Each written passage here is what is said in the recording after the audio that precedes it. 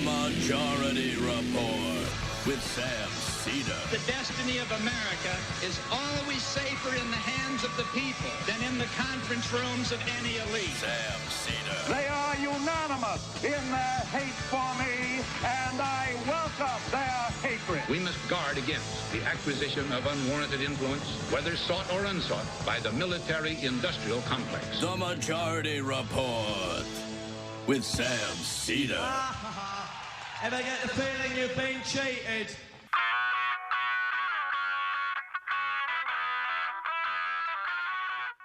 It is Wednesday, May 26, 2021. My name is Sam Seder. This is the five-time award-winning Majority Report. We are broadcasting live steps from the industrially ravaged Gowanus Canal in the heartland of America, downtown Brooklyn, USA.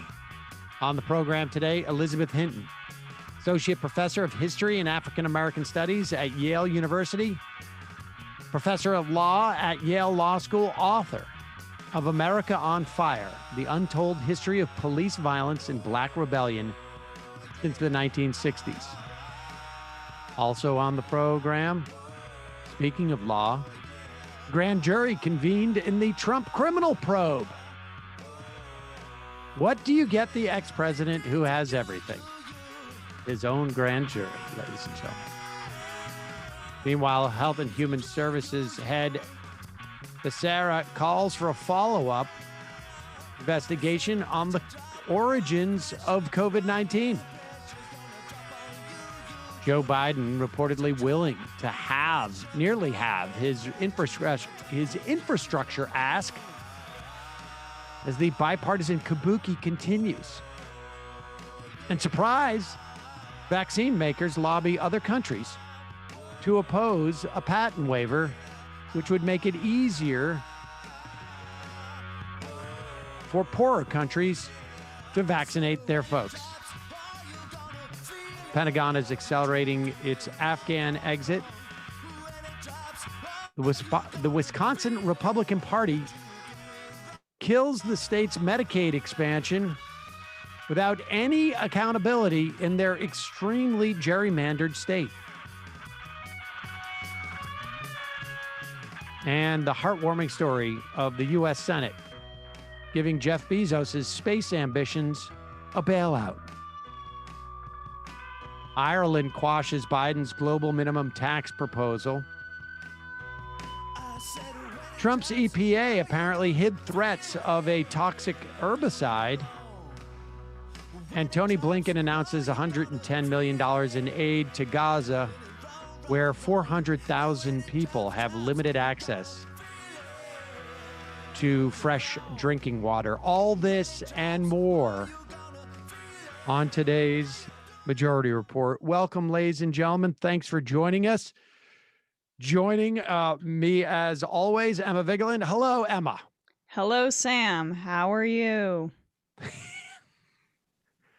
Wow. Okay. Look, if you don't want to ask, I'm not making you ask. That's like the tone that, honestly, my kids use, like when I've just said, like, brush your teeth, fine. Yeah. Well, I mean, that's kind of the dynamic we've got today. I'm not asking. You don't have to ask me. I wear it on my sleeve. Yeah. So move on. Right. I guess we'll just move right on from there. Yes, let's do that.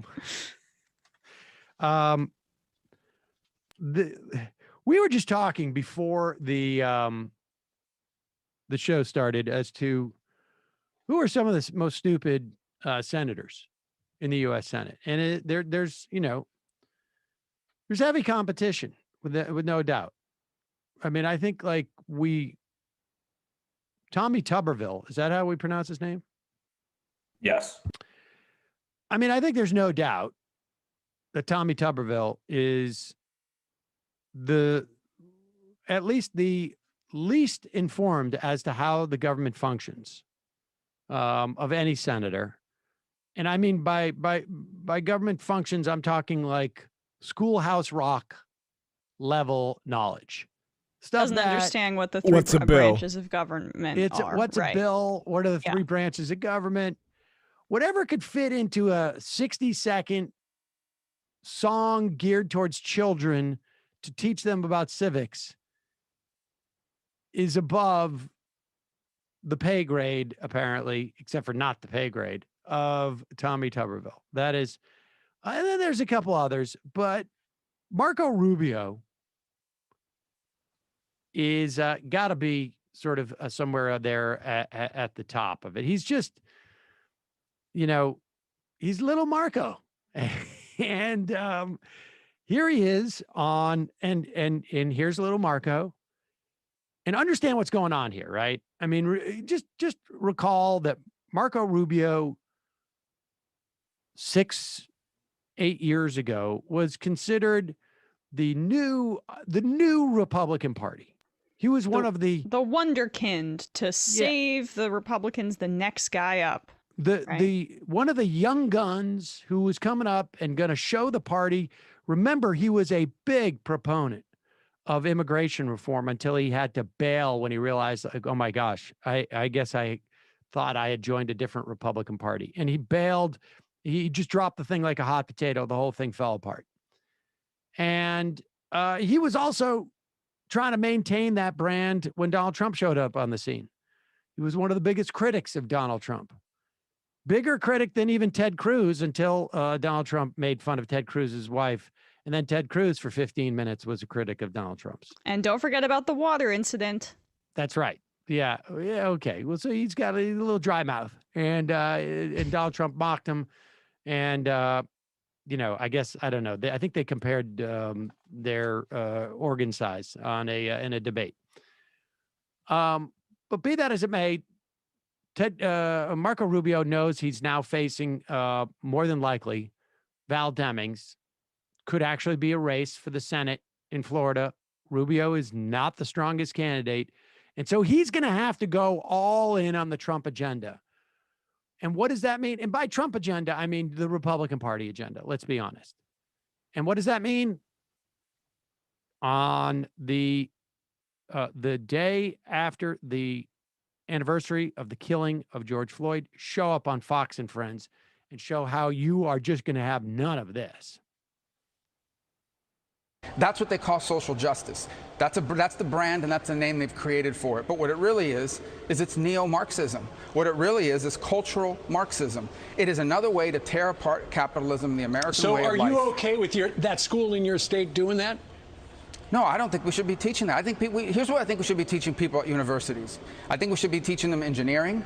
I think we should be teaching them biology. I think we should be teaching them science, engineering, math, other technological fields. I think we should be teaching people the skills they need to find a good-paying job and contribute to their community, their families, and their country in the 21st century. That's why we have universities. That's why we have college degrees. Not to train a generation of cultural Marxist activists, but to train people so they can go out and find jobs that are good for them, good for their families, and good for the country.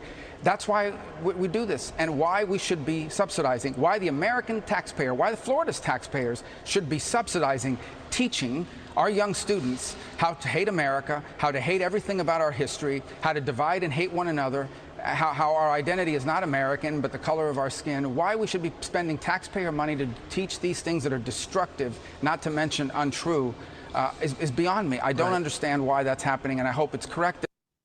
Well, I mean, Matt hit the nail on the head, right? He doesn't understand why it's happening because he believes that the only purpose of education is essentially to indoctrinate college students in general, to serve capital and to serve capitalism and the status quo and the system in and of itself. Sam, are you back? I am back. Yes. So, I mean, you watched that clip before the show anyway, but I was just building on Matt's great point, which is essentially that the only service of education in Marco Rubio's mind is to give people the explicit tools to serve capitalism in ways that don't actually question power centers in any fashion. And that's the undercurrent beneath the just goofy whatever he's talking about, cultural Marxism nonsense terms that he made up. Well, and I was just struck. I've never, the idea you don't teach literature, you don't teach English, you don't teach history, according to him.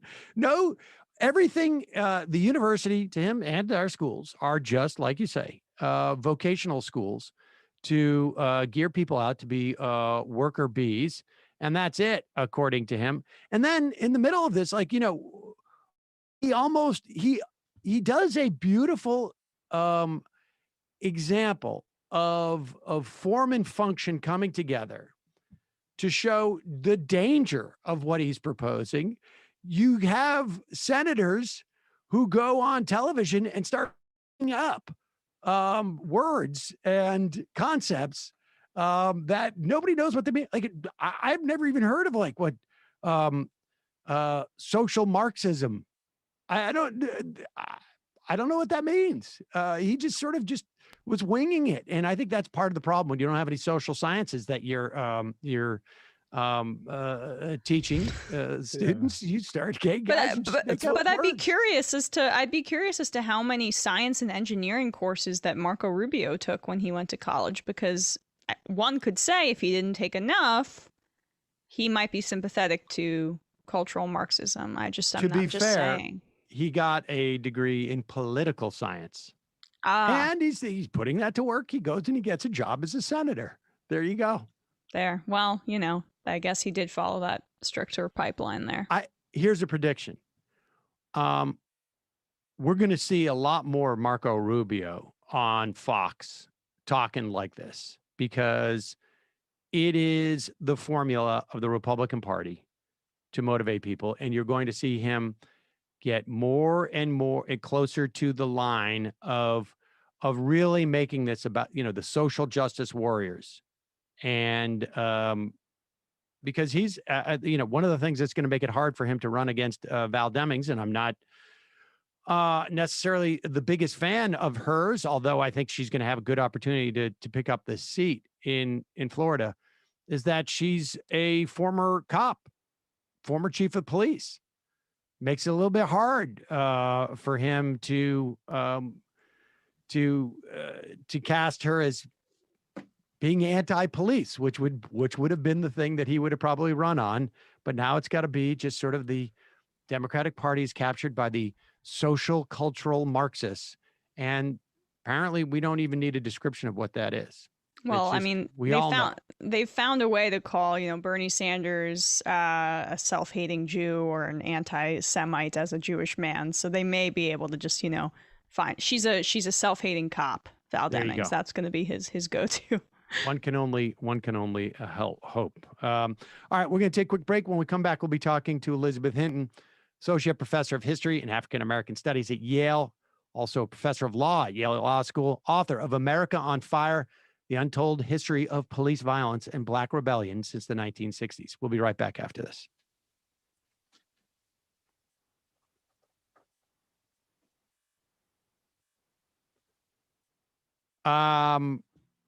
Oh, folks, just a reminder, I wanted to check in too to see what the story was with, just to warn these guys, my internet connection seems still hinky. But all that said, folks, you can support this program by becoming a member. You become a member by going to jointhemajorityReport.com. When you do, you not only get the free show, free of commercials, you also get, you support the free show and make it possible for us to bring on great guests every day. And you also get then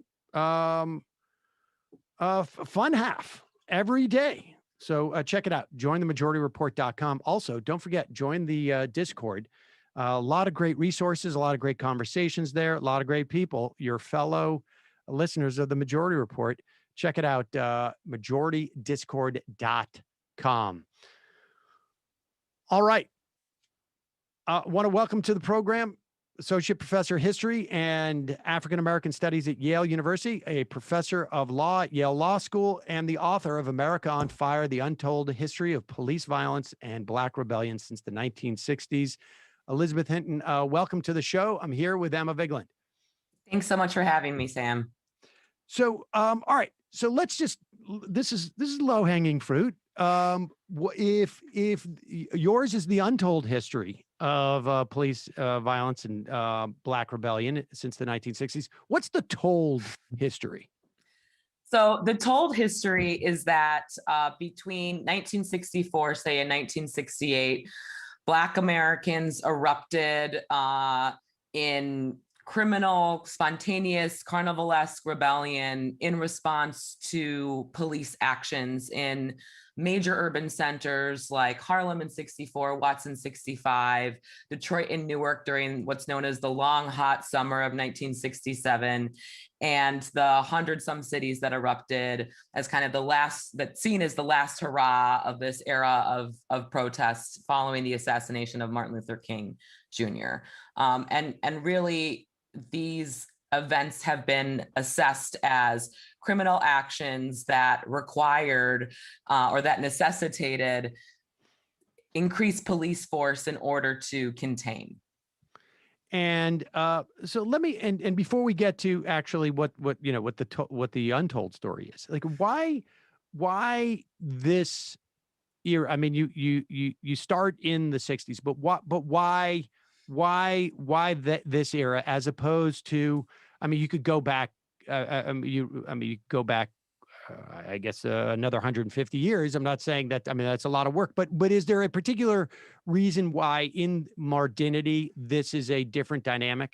Yeah. So, I mean, this is the political violence that we saw in communities of color beginning in the mid-1960s can't be separated from the larger civil rights movement. I think that's one of the things that hasn't been told in terms of how we think about this violence during this period. But you know, when people rebelled, they shared this same grievances as the mainstream civil rights movement. These political protests were about access to decent jobs, robust educational opportunities in under-resourced communities, decent housing, essentially not to be treated like second-class citizens in their cities and country, and full political and economic inclusion. These were the same goals as the mainstream civil rights movement, as well as an end to police brutality and protection from white supremacist violence. Why the word? I mean, let's just talk about the word rebellion as opposed to in riot, and maybe we should start with the development of the word riot as a mechanism of obscuring that connection that you're talking about. Right. So, I mean, of course, you know, most of the collective violence, and this gets at your earlier question as well, most of the collective violence that the nation witnessed through the 20th century were white mobs who attacked Black communities, mainly in the Northeast, and especially around the First and Second World War. So East St. Louis, 1917, a mob of 2,000 Black men basically attacked the Black community in East St. Louis, forcing Black families to choose between being shot to death or burned in their own homes. During the Red Summer of 1919, we see this similar kind of mob violence. And of course, we're coming up next week on the 100-year commemoration of the Tulsa riot and the massacre of the Greenwood community there. But it wasn't in the 1960s, it was when this collective violence by Black people against exploitative and exclusionary institutions surfaced that the idea of riots and criminality really began to take hold. And following Harlem in 1964, which was the first major incident of rebellion after a 15-year-old high school student was shot by a New York City police officer, President Johnson said, this violence has nothing to do with civil rights.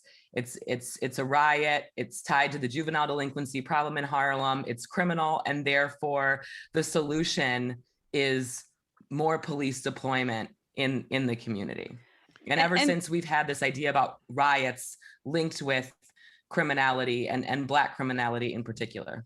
Well, yeah, and I'm just, because that word riot has done so much work and carried so much weight since that time period that you write about. And I know this is kind of pivoting a little bit, but I'm just wondering how you found that word in particular and the weight that it carried translated into, say, the messaging of like a Richard Nixon as we moved past the civil rights era and into the 70s and beyond. That's such an important question, because in, you know, framing this political violence as rioting, right, this really fueled the expansion of police forces that we witnessed during the 1960s as part of the war on crime that Lyndon Johnson called and that Richard Nixon inherited when he took the presidency. So one of the last major pieces of legislation during the Johnson administration, the Omnibus Crime Control and Safe Streets Act, started this unprecedented investment into local law enforcement that Richard Nixon, who took office shortly thereafter, basically it administered. And this legislation and the programs of the war on crime facilitated the transfer of surplus military grade weapons to not just police forces in big cities, but police forces in mid-sized cities and rural communities throughout the United States. And the idea was that this equipment was a necessary riot prevention measure. So even the, again, the linking of riots and criminality, the idea that the best way to prevent riots or to stop riots, right, is more police and a militarized police force, really guided the strategies of the early war on crime and was an important catalyzing force for Johnson and federal policymakers to support the war on crime in the first place, because for the first 200 some years of US history, the federal government had never gotten involved directly in local law enforcement. And this has so much to do with the threat of rioting as it was framed and conceived by policymakers. I want to get into some of the specific points over the course of really from the 60s to now.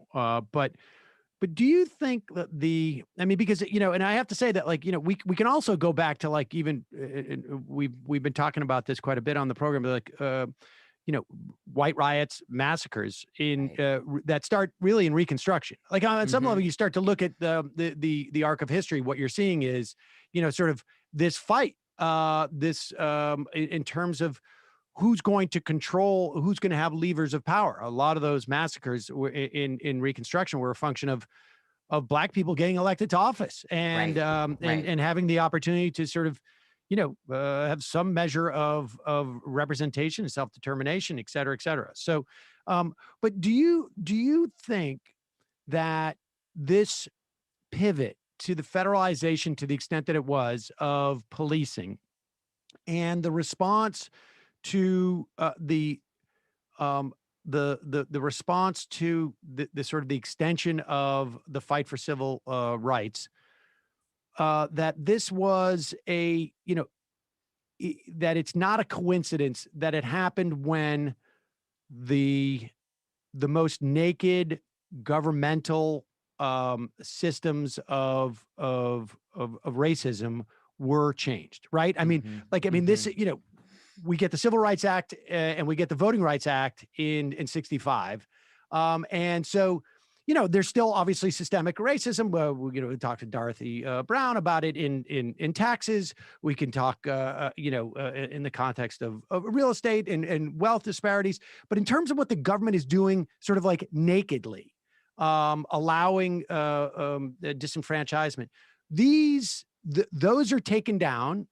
And then there is a sort of less, I don't want to say structural, but more operational system of control that is deployed. Am I reading too much into that? Or no, I mean, I think, and Sam, this gets to your earlier point. You just laid that out beautifully, because there is this tendency in US history going back to Reconstruction. I think that period is really important. And thank you for drawing our attention to it, right? Because there's this tendency that every time rights and the bounds of citizenship expand to previously marginalized groups, and Black Americans in particular, there's new criminal laws and new systems of incarceration that emerge immediately afterwards. So after emancipation, right, you get the Black codes that many Southern states enacted as a way to criminalize newly freed people and get them back to work for white planters in kind of a new assemblage of the plantation system in order to rebuild the South after the Civil War.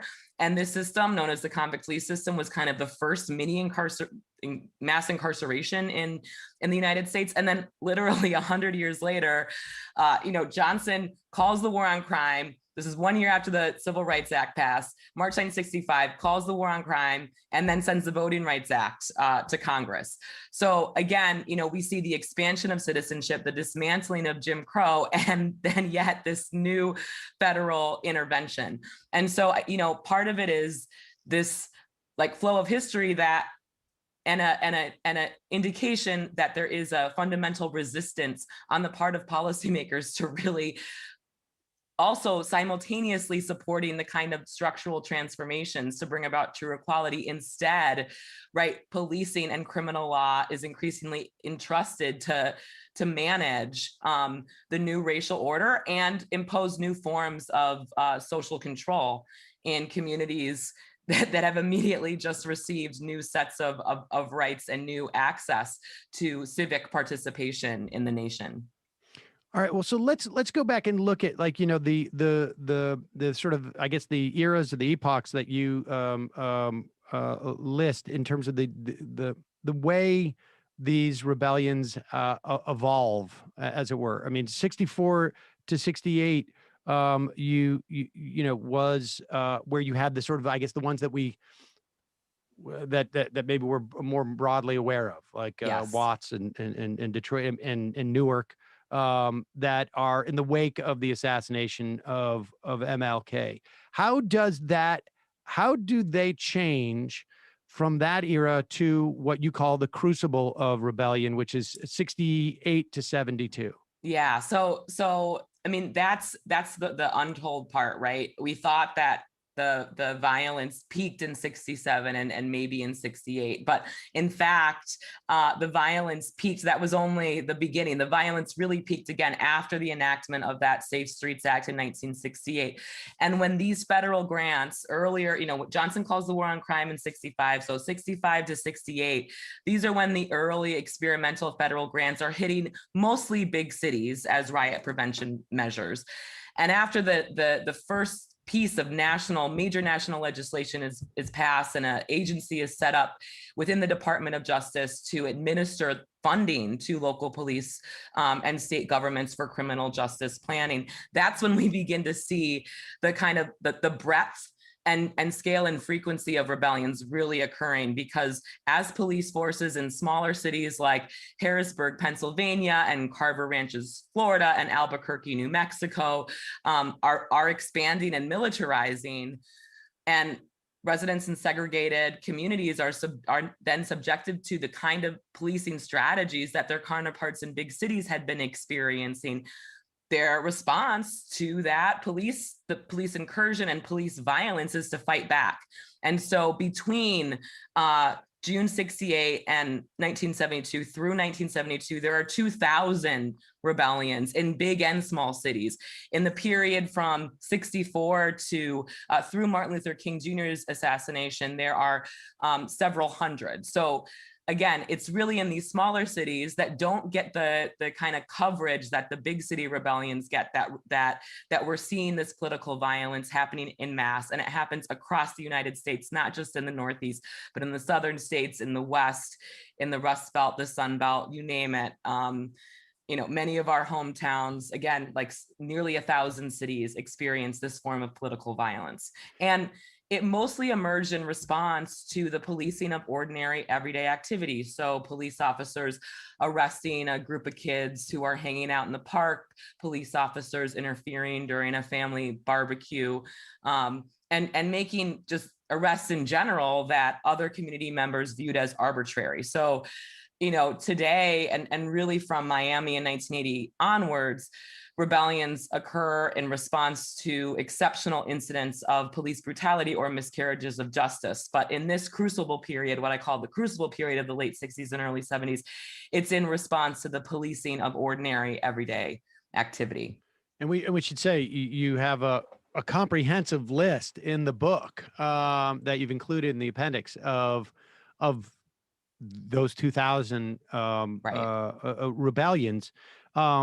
And so just to be clear, so we have that period of 64 to 68, and then 68, the police force is, maybe it's too much to say it's federalized, but it is, policing is in some ways federalized in some manner.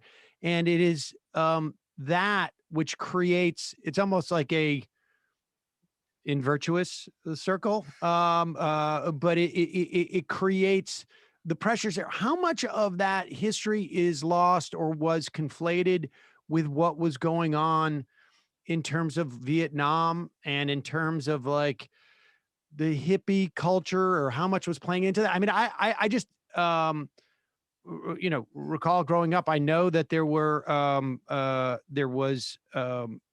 was, I was taught as a riot in my hometown of Worcester, Massachusetts around that time in Great Brook Valley. But Abbie Hoffman was also on the scene just because he happened to live in that city. And so he was there. But I wonder if these things get conflated, that there is a sort of on some level, a political agenda against the police. But then there's also just sort of like hey, you're messing with my like my daily life. That is not so much I don't want to say it's not a political agenda, but it's sort of like almost like it's a quality of life issue. Right. So there's a lot going on there. I mean, I think one in within the kind of mainstream American imagination, and this is true in the earlier period of rebellion too. The political violence just kind of leads to this sense of, among many, of anarchy and chaos, with continued protests on the streets, with a rising student anti-war movement going on, and many prominent radical and revolutionary organizations. I think from the perspective of policymakers, and many local, at all levels, right? There's insistence that rebellion is that somehow groups like the Black Panthers and the Black Liberation Army are inciting the rebellion, and that it's really outside agitators that are fueling it. But I think, and this is one of the things that the research really shows, that for the people who participated, who felt they had no recourse but to, throw a rock or a bottle at a police officer or burn a building or loot. This was really the outgrowth of, again, larger socioeconomic grievances, in part because in every city where rebellion occurred, this was an outgrowth of decades or years, at the very least, of nonviolent direct action protests and very little changes. And I think that's another reason why this kind of post-King period is so key, because that's when we really begin to see the politics of the Black freedom struggle really shift from a politics of nonviolence to one of self-defense. The idea is that, and especially for, the young people who really sustained and fueled the rebellion. In fact, rebellion was the most widely adopted form of protest among young people after King's murder. They had watched the civil rights movement unfold and watched the nonviolent direct action protests that steered the civil rights movement unfold throughout their childhoods. And by the end of the decade, they were still being, the rights and the inclusion that the movement was all about had not succeeded for many. Their conditions hadn't changed, and now they were being policed in new ways. Their communities were being policed in new ways. Instead of getting the major the resources and the structural intervention that civil rights activists and Johnson's own Kerner Commission recommended, they got the war on crime and police. And so, the rebellions were very, very much tied to the shortcomings of the civil rights movement, civil rights legislation as they were experienced, and a response to the growth and the expansion of American police forces in targeted communities. Let's talk about that road not taken with the Kerner Commission, because I feel like that is the only thing I remember, not quite exactly contemporaneous, but would be the Moynihan report, which is sort of not the Kerner Commission. No. And so, but it's interesting that the Kerner Commission is also one of those things that you sort of like memory hold, and talk about what that commission recommended and what happened with those recommendations. Although I think, like, spoiler alert, nothing, but go ahead. So Johnson calls the Kerner Commission in the middle of the Detroit Rebellion to evaluate the causes of the violence that had rocked the nation during every summer of his presidency, and to suggest solutions to prevent rebellion in the future. And, this really allowed Johnson to appear as if he was taking firm action in the middle of the chaos and the destruction in Detroit. And the Kerner Commission released its recommendations in February 1968, several months before the Safe Streets Act passed. And they said, okay, if we, not only did they draw the nation's attention to the role of white racism. You know, the famous lines from the report are, the nation is moving towards two societies, one black, one white, separate and unequal. But they said, if we're really serious about preventing rebellion in the future and dealing with racial discrimination and inequality in this country, then we have to go far beyond the war on poverty. We need a major structural intervention. We need a massive infusion of resources into low-income communities of color, which means that the public and private sector are going to need to mobilize, is what the Kerner Commission recommended, to create jobs for the so-called disadvantaged. That was the term that was used at the time. Public housing needed a massive upgrade and overhaul. Public schools needed major investments in order to provide low-income children opportunities to go to college and more educational resources. The programs of the war on poverty, like Head Start, needed to be expanded according to the Kerner Commission. And political and economic institutions would need to commit to really fostering full political and economic inclusion for Black Americans. I mean, essentially, the Kerner Commission reinforced the demands of both the mainstream civil rights movement and many radical organizations at the time. And Johnson, when the report came out, never commented on it publicly, distanced himself from the recommendations, and went on then shortly thereafter not to support a job creation program for low-income Americans of color, but the job creation program for police that was the war on crime. And we should say this was, you know, the commission was headed by, I don't know if he was former governor at that time of Illinois, and I mean, it's just to read about the Kerner Commission is sort of fascinating in that, like, it's very hard to imagine a commission coming out with that sort of like explicit of a roadmap today, right? That it would be that, you know, I mean, presumably there were politics, you know, back then, but that it would come out with such an explicit roadmap and such a very clear directive, and yet it being buried so easily, it seems like. I mean, maybe that was a function of the time. You know, I just try and imagine, you know, what would happen if such a commission, you know, if Joe Biden called for such a commission and, you know, 6 months later they came out with those type of proposals, like which they surely would. Well, I mean, I wonder if you could, you know, if you wouldn't have already fashioned a commission that would not come out with those proposals, or would be a little bit more mealy mouthed today, by the nature of our politics. I mean, but maybe that's impossible to. So where did Moynihan, when Moynihan came in, where did that fit? Because we have this sort of like cycle going here that is sort of inching forward and progressing at one point. Like, how does Moynihan's recommendations fit into that?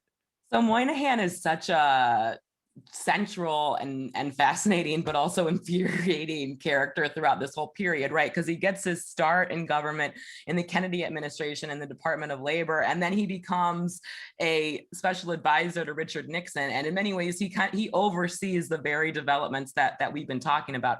Moynihan's recommendations were actually the ones that were taken up.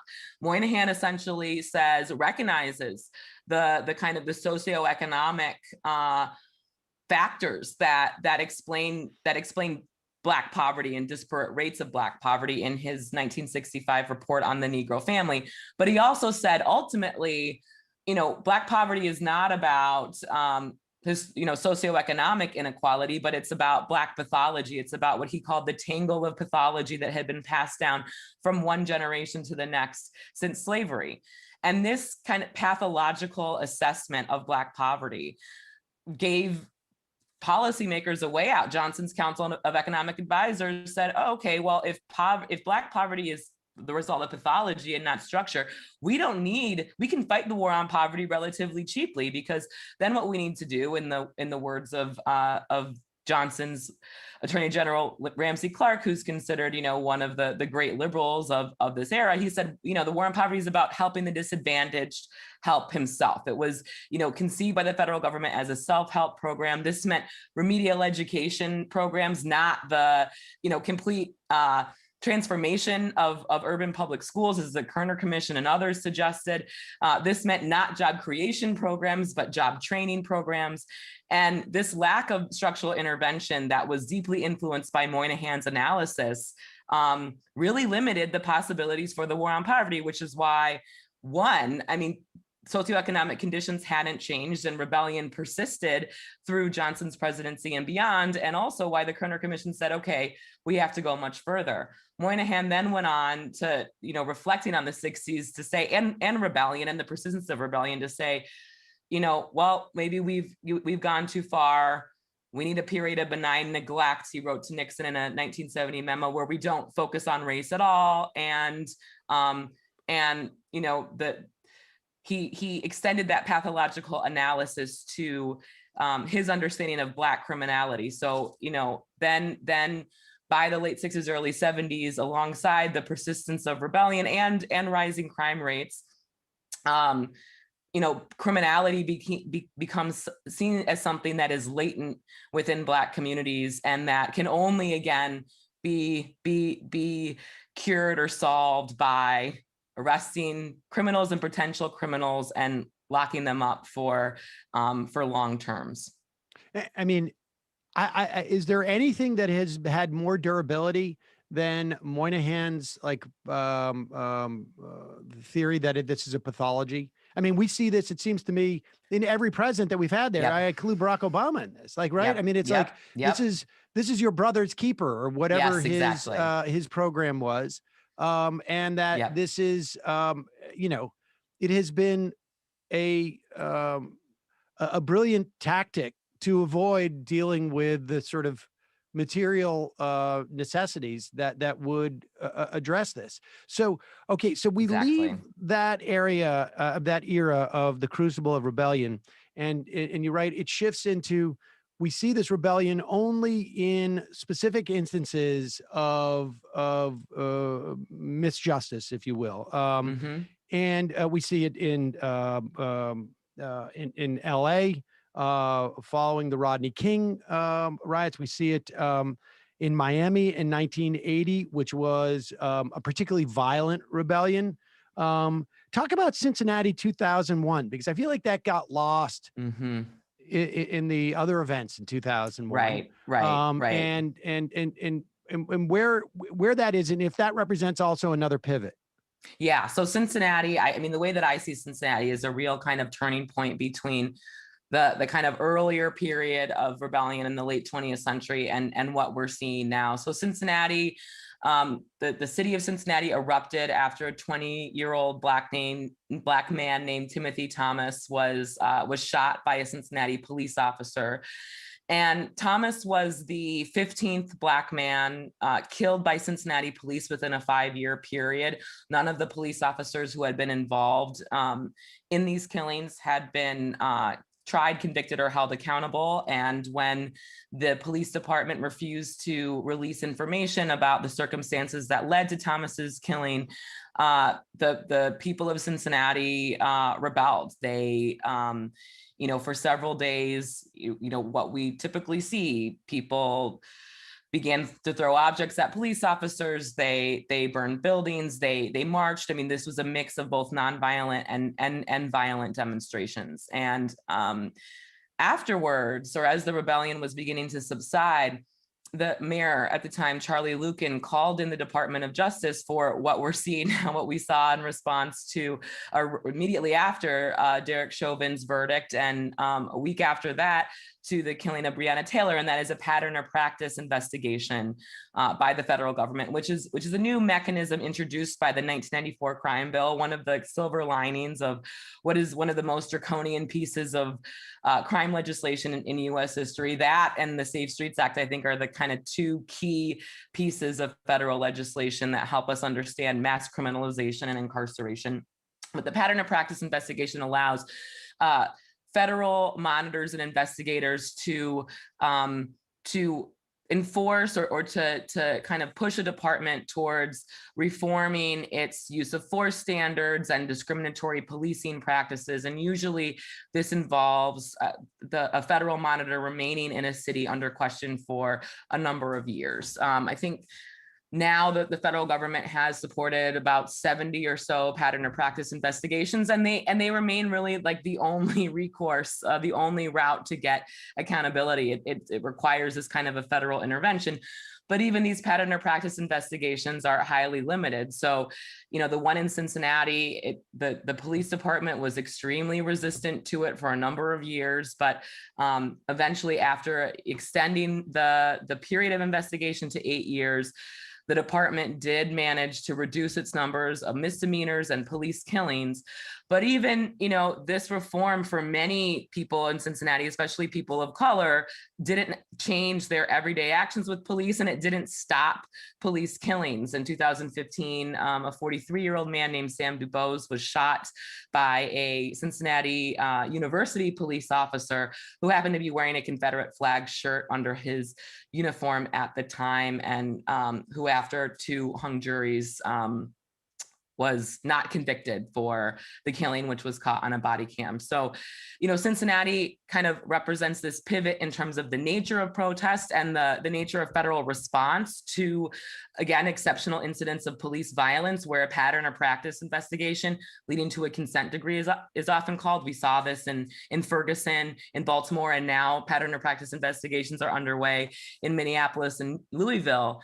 But again, the reforms in the end, and these investigations end up usually pumping more money into local police, because it costs upwards of usually $500 million to actually implement the reform. So it always marks another investment in police, instead of, again, rethinking our punitive priorities in general. And I know I sound like a dead horse, but going back to the kind of robust crime prevention program that the Kerner Commission imagined back in 1968. Which is just it is investing in communities, yes. not beyond in the policing of communities, exactly. but in the communities itself. Have we entered in a different era? It seems that maybe the catalyst for, we just had a year or 8 months of the biggest uprising rebellion that the country has seen in decades. The what it's brought about, it seems to me, at least in terms of like material changes, is nominal. You have some cities we've cut our police budget by 5% maybe, and we bought some hotels and we're housing the homeless, or we're shifting some of the responsibilities of the police, which seems to me to be the right direction, but it's barely getting on the on-ramp, as it were. But in terms of the response of people, are we in a different era? And do you think how durable do you think that era is? So in some ways, so there's a lot of different layers, I think, to that question. On the one hand, I think, there is a big distinction between the rebellions from the 60s through Cincinnati and what we saw during Obama's second term, beginning with Ferguson. And that is that, from Ferguson onwards, the violence began after. So the violence always started at peaceful protests, nonviolent protests, or vigils. And it was only after police came in with tear gas on peaceful protesters with their batons. We saw this last summer in Minneapolis, we saw it in Ferguson, that then some of the protesters turned violent. So instead of it being, violence at the very beginning, it is, again, violence in response to police violence. So in some ways, the protests have become more nonviolent and the police violence has been sustained. And I think that's something really important that we're seeing, that's a new development in these protests. And they're much more the violence itself. The kind of multiracial character of the protests, and the fact that so many of the protests for racial justice occurred in majority white or all white communities is important and highlights perhaps the durability. But the problem is, we have to move beyond police reform, and we have to move beyond the police themselves as a solution if we really, really want to tackle these problems and prevent killings in the future. And I think that's where, bringing about, and this actually gets to a question you asked earlier, which is, or a point that you made earlier, which is like, why is it that these recommendations that always get made never actually get adopted? And that's because people have been so resistant to making the kinds of structural changes that are going to be necessary. And so, I think the durability depends on, one, keeping the pressure, this emerging protest movement and these emerging coalitions, keeping the pressure on elected officials, because we know that, policymakers don't make changes out of the goodness of their hearts. It takes pressure from the people, and an ongoing campaign among hearts and minds to, expand our knowledge and understanding of the ways in which racist policies shape so many political and economic institutions in this country. And, given the pushback that we're seeing now to, even the most basic reforms and to that version of history that centers racial oppression and exploitation, we have our work cut out for us. But, I'm the younger generation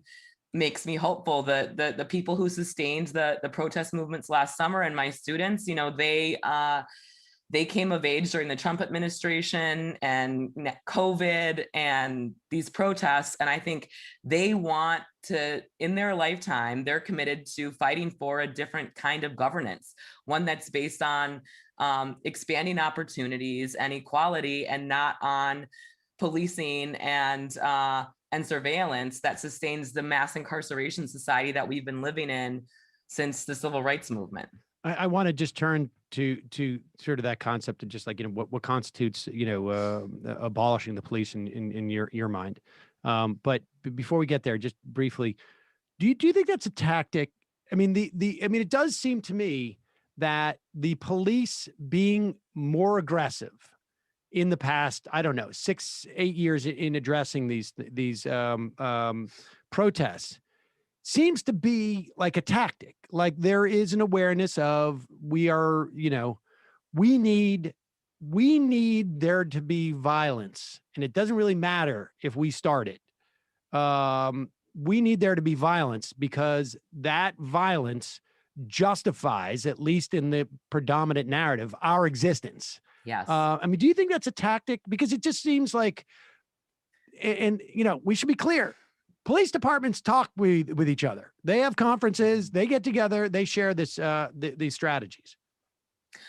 I think it's complicated. I think that police officers see themselves as threatened and under attack. And I don't know how conscious of a tactic it is, but I think especially, since Michael Brown and the protests in Ferguson and the rise of the Black Lives Matter movement, I think police officers, again, lacking a really nuanced understanding about policing and the way that that the logic of policing has functioned historically in this country to advance the social control and surveillance of people of color. Police officers see their own livelihoods in danger, and also see the low income communities of color that they're charged with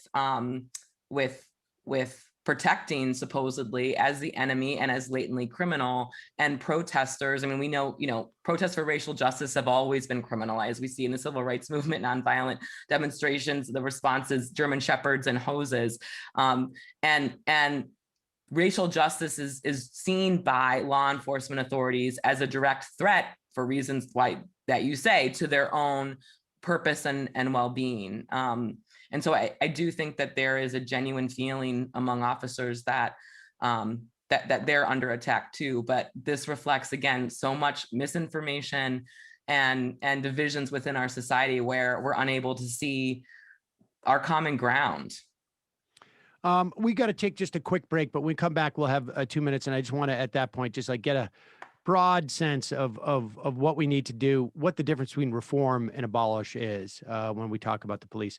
We're going to take a quick break. We'll be right back in just a moment.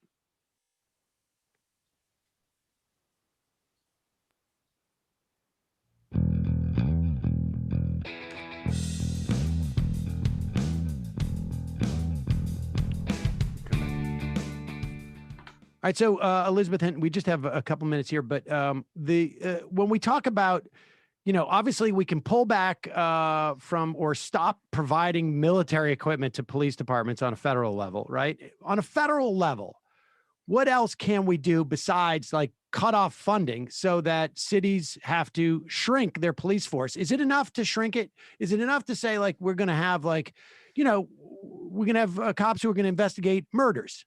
You can investigate murders, but you're not going to do traffic stops. You're not going to do evictions. You're not going to do you just don't need to have that type of contact with the public. Right. And we're beginning to see, this kind of a model being implemented. So in Ithaca, New York, for instance, the city council and the police union voted in April to abolish the police department and to replace it with the department, what's now called the Department of Community Solutions and Public Safety, which is doing exactly that, which is saying we don't need a uniformed officer with a gun to be the first responder to a number of problems and issues and situations that officers are deployed to. So for traffic stops, you don't need to have a gun. For domestic violence disputes, you don't need to send a police officer. You could send a social worker. You could send, there's a whole host of other institutions that can replace what police officers are doing. And police officers themselves will tell you they don't want to be responsible, and they're not trained to be responsible for mental health crises and familial disputes and all kinds of things that, because of the shrinking of the welfare state, police are not now charged to do. But I think, again, going back to that critical moment in the 1960s, and again, thinking beyond police, there's the funding of community action programs through the War on Poverty, through this principle called maximum feasible participation, allowed the federal government to fund grassroots organizations directly under the idea that, people in the community know best how to address the needs of the community. And I'd like to see us return to this policy precedent. I'd like to see in addition to, not giving more money to police, if I could funding grassroots organizations who are doing the best work out there. All right, Elizabeth Hinton, the book is America on Fire, The Untold History of Police Violence and Black Rebellion Since the 1960s. We'll put a link to that at majority.fm. As we wrap up the show, we will see you folks on Peacock tomorrow. And apologies, Professor, we had to sign off from one of our syndicates. You tried to squeeze in such a big question into. I'm looking at the clock. I know. It's less than 2 minutes left. I know. Well, we have a little more time now to finish up that answer. So let's, if we could, I didn't mean to interrupt you, but these block grants, yes, community programs, yes. And the idea being allow communities to invest directly into areas that they can see on the ground what need to be supported, right? And presumably on a local level, the cities will do what essentially Ithaca did, which is we're going to, and I guess it's maybe just a semantics question as to like, we're going to change the name of our police department and we're going to shrink its portfolio essentially. And maybe they can work in conjunction with these other community services. Right. But, and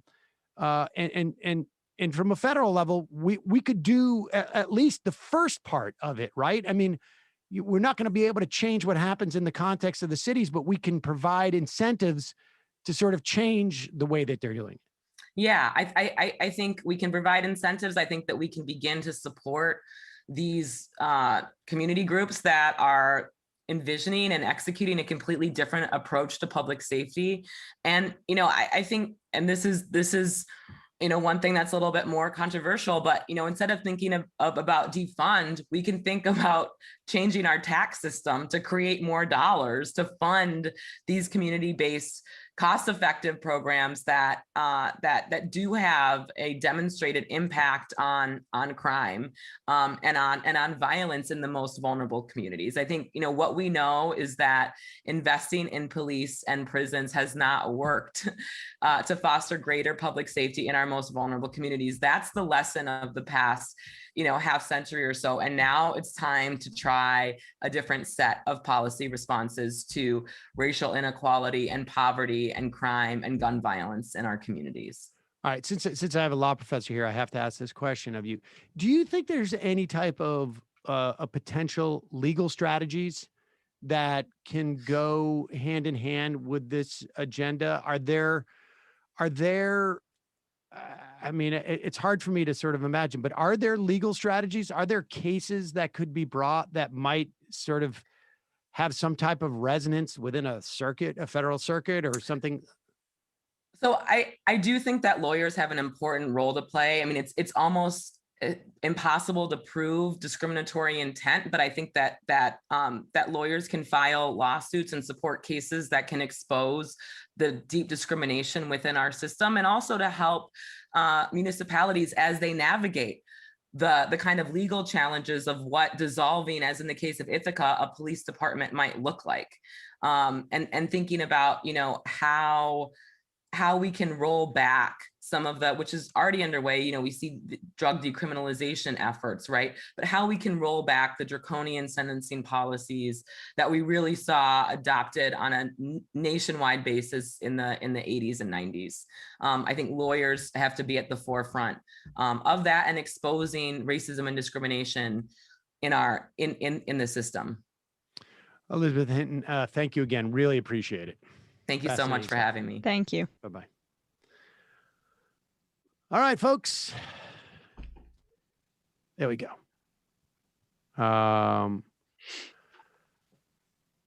We're going to head into the fun half. We will put a link, obviously, to the Untold History of Police and Violence and Black Rebellion since the 1960s. Fascinating book, and obviously enjoyed that. Probably could have gone even a little longer. But it is what it is, ladies and gentlemen. We will head into the fun half. And when we do, we will take your phone calls. We will take your IMs. Eventually, we're going to maybe read stuff from the Discord. We figure out there's a lot of technological, it's all ahead of us, ladies and gentlemen. It's all ahead of us. And you can join us by becoming a member at jointhemajority.report.com. And you know all the benefits of being a Majority Report member. I run into members all the time.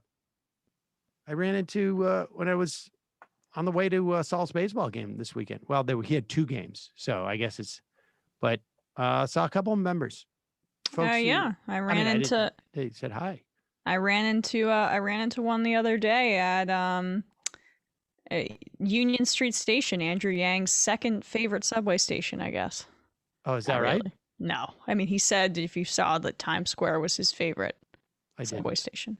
One, they all are terrible, but Times Square is clearly the worst.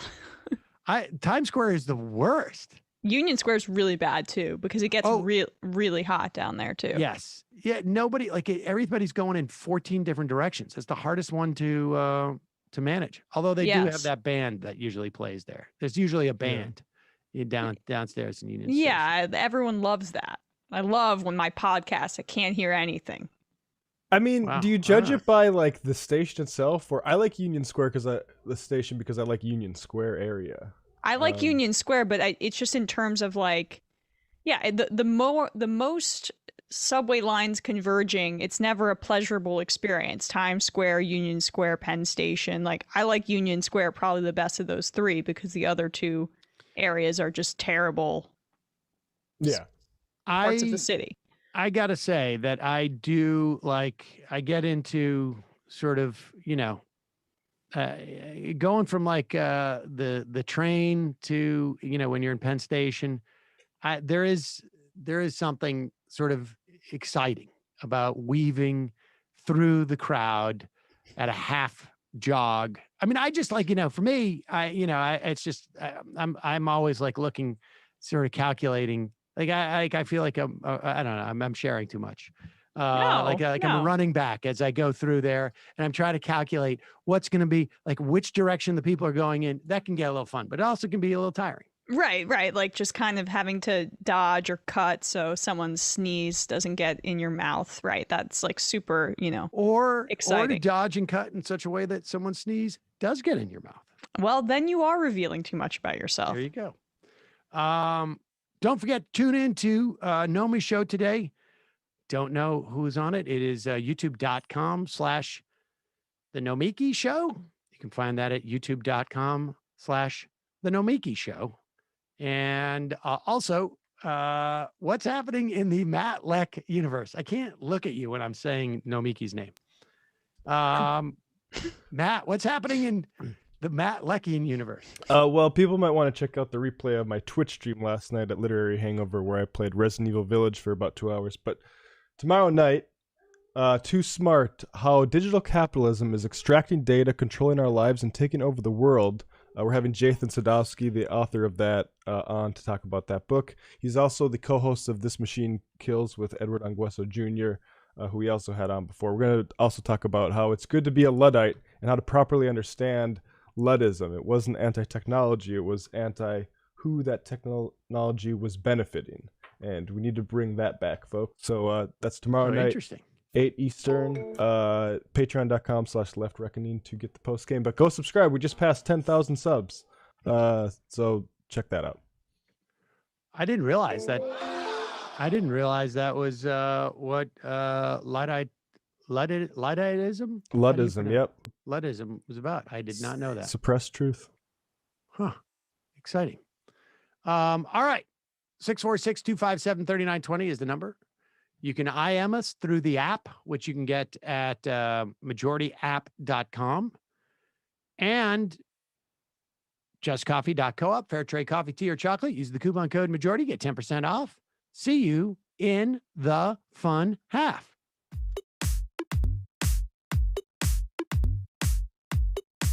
Left is best. Jamie and I may have a disagreement. Yeah, you can't just say whatever you want about people just because you're rich. I have an absolute right to mock them on YouTube. He's up there buggy whipping like he's the boss. I am not your employer. You know, I'm tired of the negativity. I'm sorry. I didn't mean to upset you. You're nervous. You're a little bit upset. You're riled up. Yeah, maybe you should rethink your defense of that, you fucking idiots. We're just going to get rid of you. All right. But dude. You want to smoke this joint? Yes. Do you feel like you are a dinosaur? That's some good shit. Exactly. I'm happy now. It's a win-win. It's a win-win-win. Oh, hell yeah. Now listen to me. 2, 3, 4, 5 times. 847-906-501-457. 2, 38, 56, 27. 1/2. 5 8s. 3.9 billion. Wow. He's the ultimate math nerd. Don't you see? Why don't you get a real job instead of spewing vitriol and hatred, you left-wing Limbaugh? Everybody's taking their dumb juice today. Come on, Sammy. Dance, dance, dance.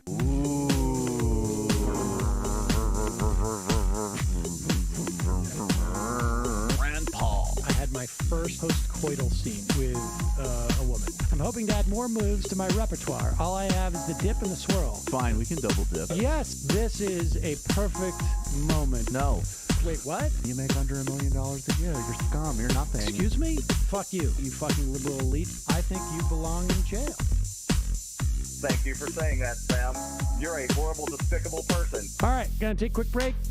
I want to take a moment to talk to some of the libertarians out there. Take whatever vehicle you want to drive to the library. What you're talking about is jibber jabber. Classic. I'm feeling more chill already. Good. Donald Trump can kiss all of our asses. Hey, Sam. Hey, Andy. You guys ready to do some evil? Hitler was such an idiot. That guy might be a Nazi. Agree. No. Death to America. You. Yes. Wow. Wow, that's weird. No way! Unbelievable. This guy's got a really good hook. Throw our hands up. Ooh. Wow. But Sam, I gotta get off. No worries. Let's. I want to just flesh this out a little bit. I mean, look, it's a free speech issue. If you don't like me, Hey! Shut up! Thank you for calling into the Majority Report. Sam will be with you shortly.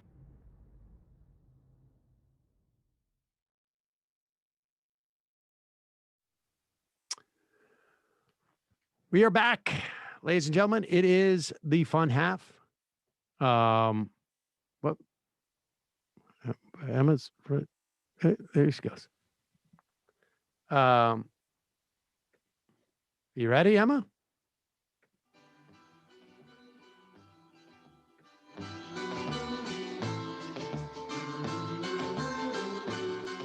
Are we back?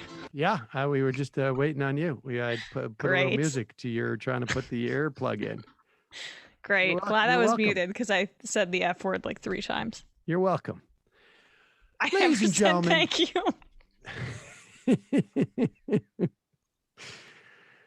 Ladies and gentlemen, it is time for us to check in. I wish we had like a little, when Mr. Rogers would go to the land of make-believe, he'd have like a little sound that would ring before I think the train came. Well, let's just imagine that sound. And we will check in on the progression of the Dave Rubin project, wherein you take a guy who goes from being a sort of like a milquetoast liberal-y guy who was a big supporter of Israel, and all that sometimes comes with that, with like a little skepticism of brown people in the Middle East, who then follows a trajectory where he starts to sort of use his platform as he goes off on his own to platform right-wingers and violently right-wingers, and does it under the auspices of a new atheism, if you will, where he's skeptical of religion and becomes part of what is known as the IDW, which was like a home for liberals who had to get away from the mean leftists. And then he started getting libertarian funded because that's more or less the same thing. And then he lost his libertarian funding and was like, how can I grow? I know I will join Glenn Beck. And then lost his IDW status and moved to the right, very much in the way that I predicted, and slowly began to shed some of those liberal policies. I'm for a ban on abortion now and this and that. But where do you go? What do you do if you have this dilemma? I am married to a man and working for another man who really disdains that type of assault on traditional marriage. Where will you go? Well, you'll take a step maybe towards reaching out to religious fundamentalism, which incidentally would say that your marriage. I thought you were going to say a step towards divorce, but Well, maybe that follows. Which incidentally, those fundamentalists would say that your religion, your marriage is an abomination. But here I give you the next installment of Dave Rubin's Evolution. And I would point this at myself too, and I'm really trying to work through this personally, is that Jews sort of traded in everything after the Holocaust for assimilation for many, many good reasons. Many good reasons. I mean, we have a brutal history. It ain't pretty. And by many estimations, we shouldn't even be here at this point. But something kept us here. Something kept us here. But then it sort of got traded in for like what I would say is like the Seinfeldization of America, that it wasn't really that you believed in it. And by the way, I love Seinfeld. I think it's the greatest sitcom ever written, and I'm rewatching Curb Your Enthusiasm right now. But that sort of thing, that sort of, oh, it's just this cultural thing that has something to do with a sense of humor, but really doesn't have anything to do with belief per se or tradition, really. It's just this, I eat bagels, I kind of something, I know something about the Upper West Side of Manhattan or something like that. It doesn't work. And I think a lot of liberal Jews are finally hitting that position. And I suspect you guys are probably going to find that your group is going to grow and grow and grow right now, because people are going to realize, hey, maybe I did make some mistakes along the way. You know what amazes me? Because I mean, we'll get to the part where Dave is clearly transitioning. But what is amazing to me is this guy gets out there and literally just must wake up in the morning and go like, what am I struggling with? What do I need to do to pivot? I'm going to use my own questions about myself as a substitute for any type of assessment about what's going on in the world around me. Mm-hmm. And I get some bad news for Dave about this Seinfeldization that he perceives. There is something called the Jewish emancipation, which took place in Europe in the 1800s, where one place was Germany, for instance, where Jews could become citizens of the country in which they lived. The Reform Judaism that I suspect that Dave Rubin practices was born out of that. In fact, the layout of the synagogue, of the shul, where Jews pray for reforms, changed to reflect more like the Protestants.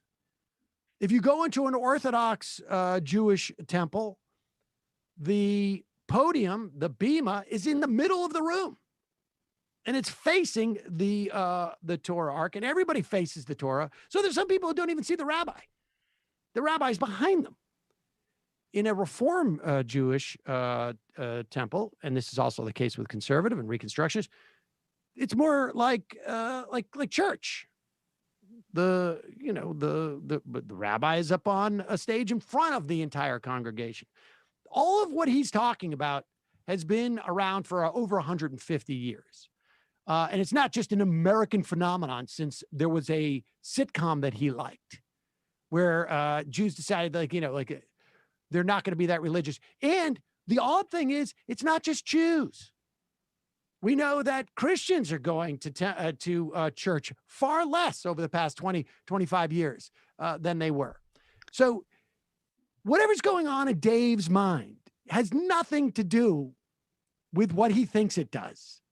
It is not the explanation for everything he sees. Just because he likes Seinfeld does not explain that Jews are not as religious as they were, and as if, in some level, that ties into anything else.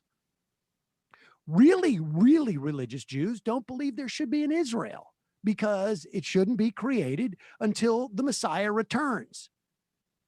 But in Dave Rubin's pea-sized brain, all of this is coming together, and he's convinced it's a movement that's happening. Just like when all the people were leaving the Democratic Party 2.5 years ago when he was on that kick. There's a movement happening. I could tell. I could feel it. And really what it was is just that Glenn Beck was saying, like, hey, maybe you might want to come work for us. So, what I think this is, it could really tie into your introduction about, Dave Rubin's transition to this, from essentially being a bland liberal who was in favor of Israel, who left TYT, left the left because he disagreed with the atheism and wanted to be a more Sam Harris type, essentially, right? He got his launch pad by being an atheist. Now he's saying he believes religion is the underpinning to society. Maybe he went away from Judaism for a long time and he kind of just forgot what it was. So he decided he was going to watch When Harry Met Sally, Seinfeld. I mean, that's the Upper West Side comment. It was like, right. He's like, I'm so brainwashed and I'm so stupid that I forgot everything about what Judaism is. And so I'm like, I've got to experience it through the lens of cinema and television. And so this is now kind of what's replaced. Well, look, his idea of Judaism in his brain. And you can't hold him to the standard of like a sentient being, because he's really just taking in this information via television and thinking it's reality. But I mean, I would disagree only insofar as like he's moving in a trajectory. And that indicates that there's something happening in his head. I don't know that he's planning it out. Now, just like I successfully predicted that he would change his stance on abortion, I am now making another prediction that he will find religion, become more religious as a way of ingratiating himself with Ben Shapiro, and also appeasing Glenn Beck, who is a fundamentalist nut himself.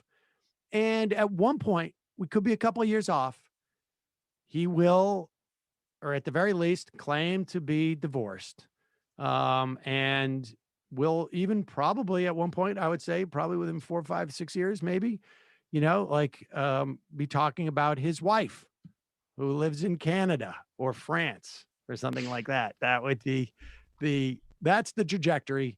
I'm calling it here.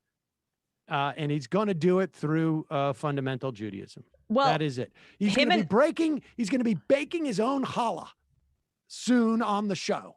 And he's going to let that beard grow out. And that's it. Boom. Done. Him and Milo Yiannopoulos can team up, right? They're going to team up and do like a Netflix, not Netflix, but some sort of, docu-series where they travel the country and they pray the gay away, and they try to find wives. And in the end, they end up together. Oh, my God. I would. Can I buy the rights to that? That is a hit. Forget about it. And they pray, and it's also like there's like tension because Milo Yiannopoulos, I would imagine he's a Christian, right? And Dave's Jewish, and so they're trying to do it in two different ways, praying the gay away, but eventually, it ends up coming back together. It brings them together. I don't have my mom sound. Darn it. Let's go to the phones. Calling from 308 area code. Who's this? Where are you calling from? Hello, everyone. It is Kowalski from Nebraska. Kowalski from Nebraska. What's on your mind, guys? Speak up a little bit, buddy. Your tractor is too loud in the background.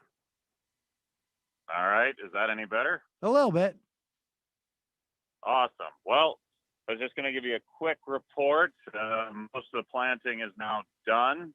It turns out we're beating the 5-year average because a drought makes for good planting conditions. For the most part, we still need more rain. We need more heat. And we are projected to have one of the top 5 biggest crops in our nation's history, but it probably will not be enough to grow global surpluses very much. So long term, we could still be looking at some minor shortages. Oh, that's great. That's pretty much it. That's good news. Yes and no. It doesn't give us much of a buffer in the event of an emergency. Like as of right now, as things are sitting, we cannot have any major natural disasters. Otherwise, we could see production fall quite a bit. Great. All right. And last year, I do just want to point out 1/14 of the entire corn crop was wiped out in one storm in Iowa. So, yeah. All right. Well, here's hoping. I can tell you, just reported on the apples up in upstate New York. First year in about 4 or 5 where we had an early spring, but no frost after that. So that was good news. Oh, that's true. I guess the way the weather came out here, pretty much everything started to wake at the same time. It played havoc with everyone's allergies, but yeah. Yep. Well, I am going to get back to sitting and pressing buttons and dreaming of becoming a farmer someday. And yeah, I'll catch you later.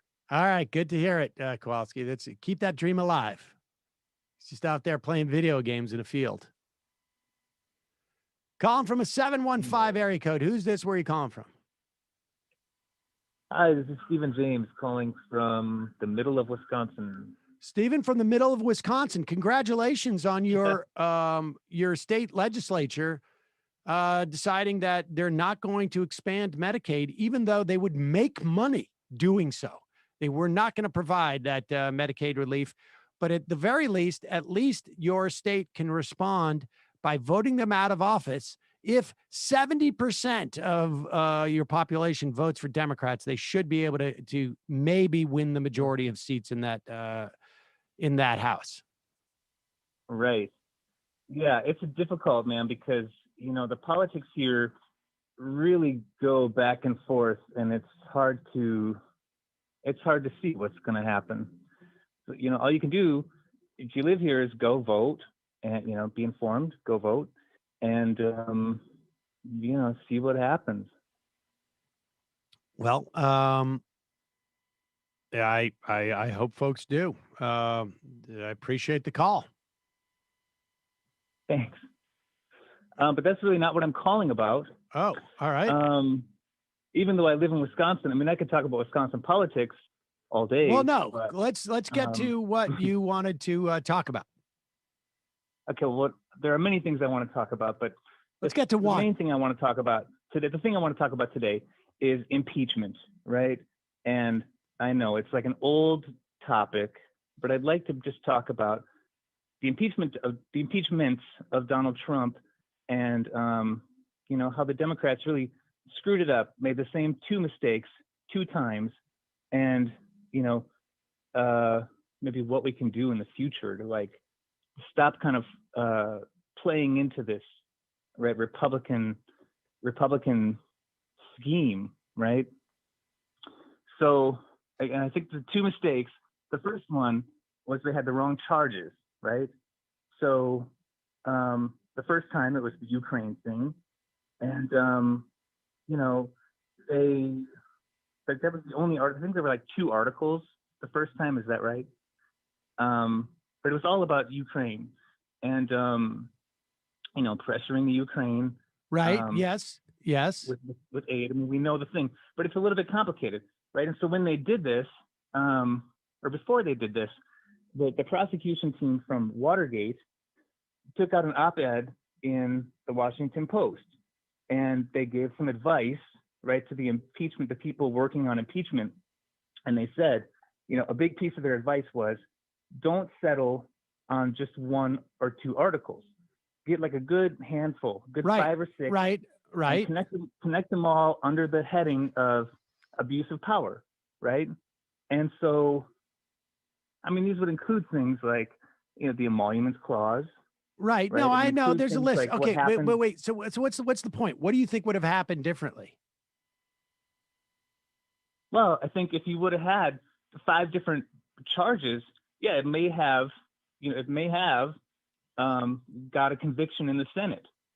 That's what I think, because the way that they did it, it did turn out to be like in the minds of the people, right? It was sort of like this political, and I know it's always a political exercise, but it was like this purely political, partisan thing. I mean, that's the way it appears to people. Right? To people in the middle of Wisconsin. I agree that they should have brought more charges. In fact, I was saying that contemporaneously. Although I also think what they could have done is just brought up more charges right after that one. Just keep impeaching them, frankly. I don't think that you would have gotten a conviction in the Senate, but I think you would have tied them into Donald Trump more, without a doubt. And I agree with you that by making it about Joe Biden, it made it seem like it was partisan. It is a political process, but it made it seem more partisan exclusively. And so I would agree with that. But I think the second mistake was that they didn't let it play out, right? So they wanted to like do it as quickly as possible. They wanted to wrap it up. Agree. And I think this is like the Republicans kind of whispering in their ear, right? So it's like, for one thing, it was all over the news programs, right? Like, okay, well, they're not going to add the Stormy Daniels thing. I agree. Listen. I agree. We said this at the time. They should have done this. They were afraid of their own shadow, and they were wrong because they also were looking at bad polling, right? I mean, we now know that they thought that they were going to sweep everything, and they were afraid. They thought we can only do harm to ourselves, and I disagree with that premise. We remember what happened with Benghazi. And so yes, I would say you're right. The Democrats are not very good at politics in that regard. But listen, true. I gotta appreciate the call. I would say right now another good thing to do in Wisconsin, which is in some way analogous, is go out there, maybe get involved in some type of protest about Medicaid, start to organize a little bit the people who have been denied Medicaid, because just hoping for the best as you wait for, the election to show up is not going to do it. You're going to have to organize now. And people are going to have to start exercising power. I mean, everything that you're saying about impeachment, all the reasons why you think that it would have been better for it to do more in terms of what impact it would have on the public, there is an analogy to be found in organizing and talking about what the Republicans are doing at the moment in Wisconsin. And with that, I say act locally. Exactly. Appreciate the call. Yes. Okay. Thanks. Goodbye. Bye. That was not Ronald Reagan. Wisconsin Reagan. Wisconsin Reagan. All right. One more call for the moment. We will get back to calls, I promise.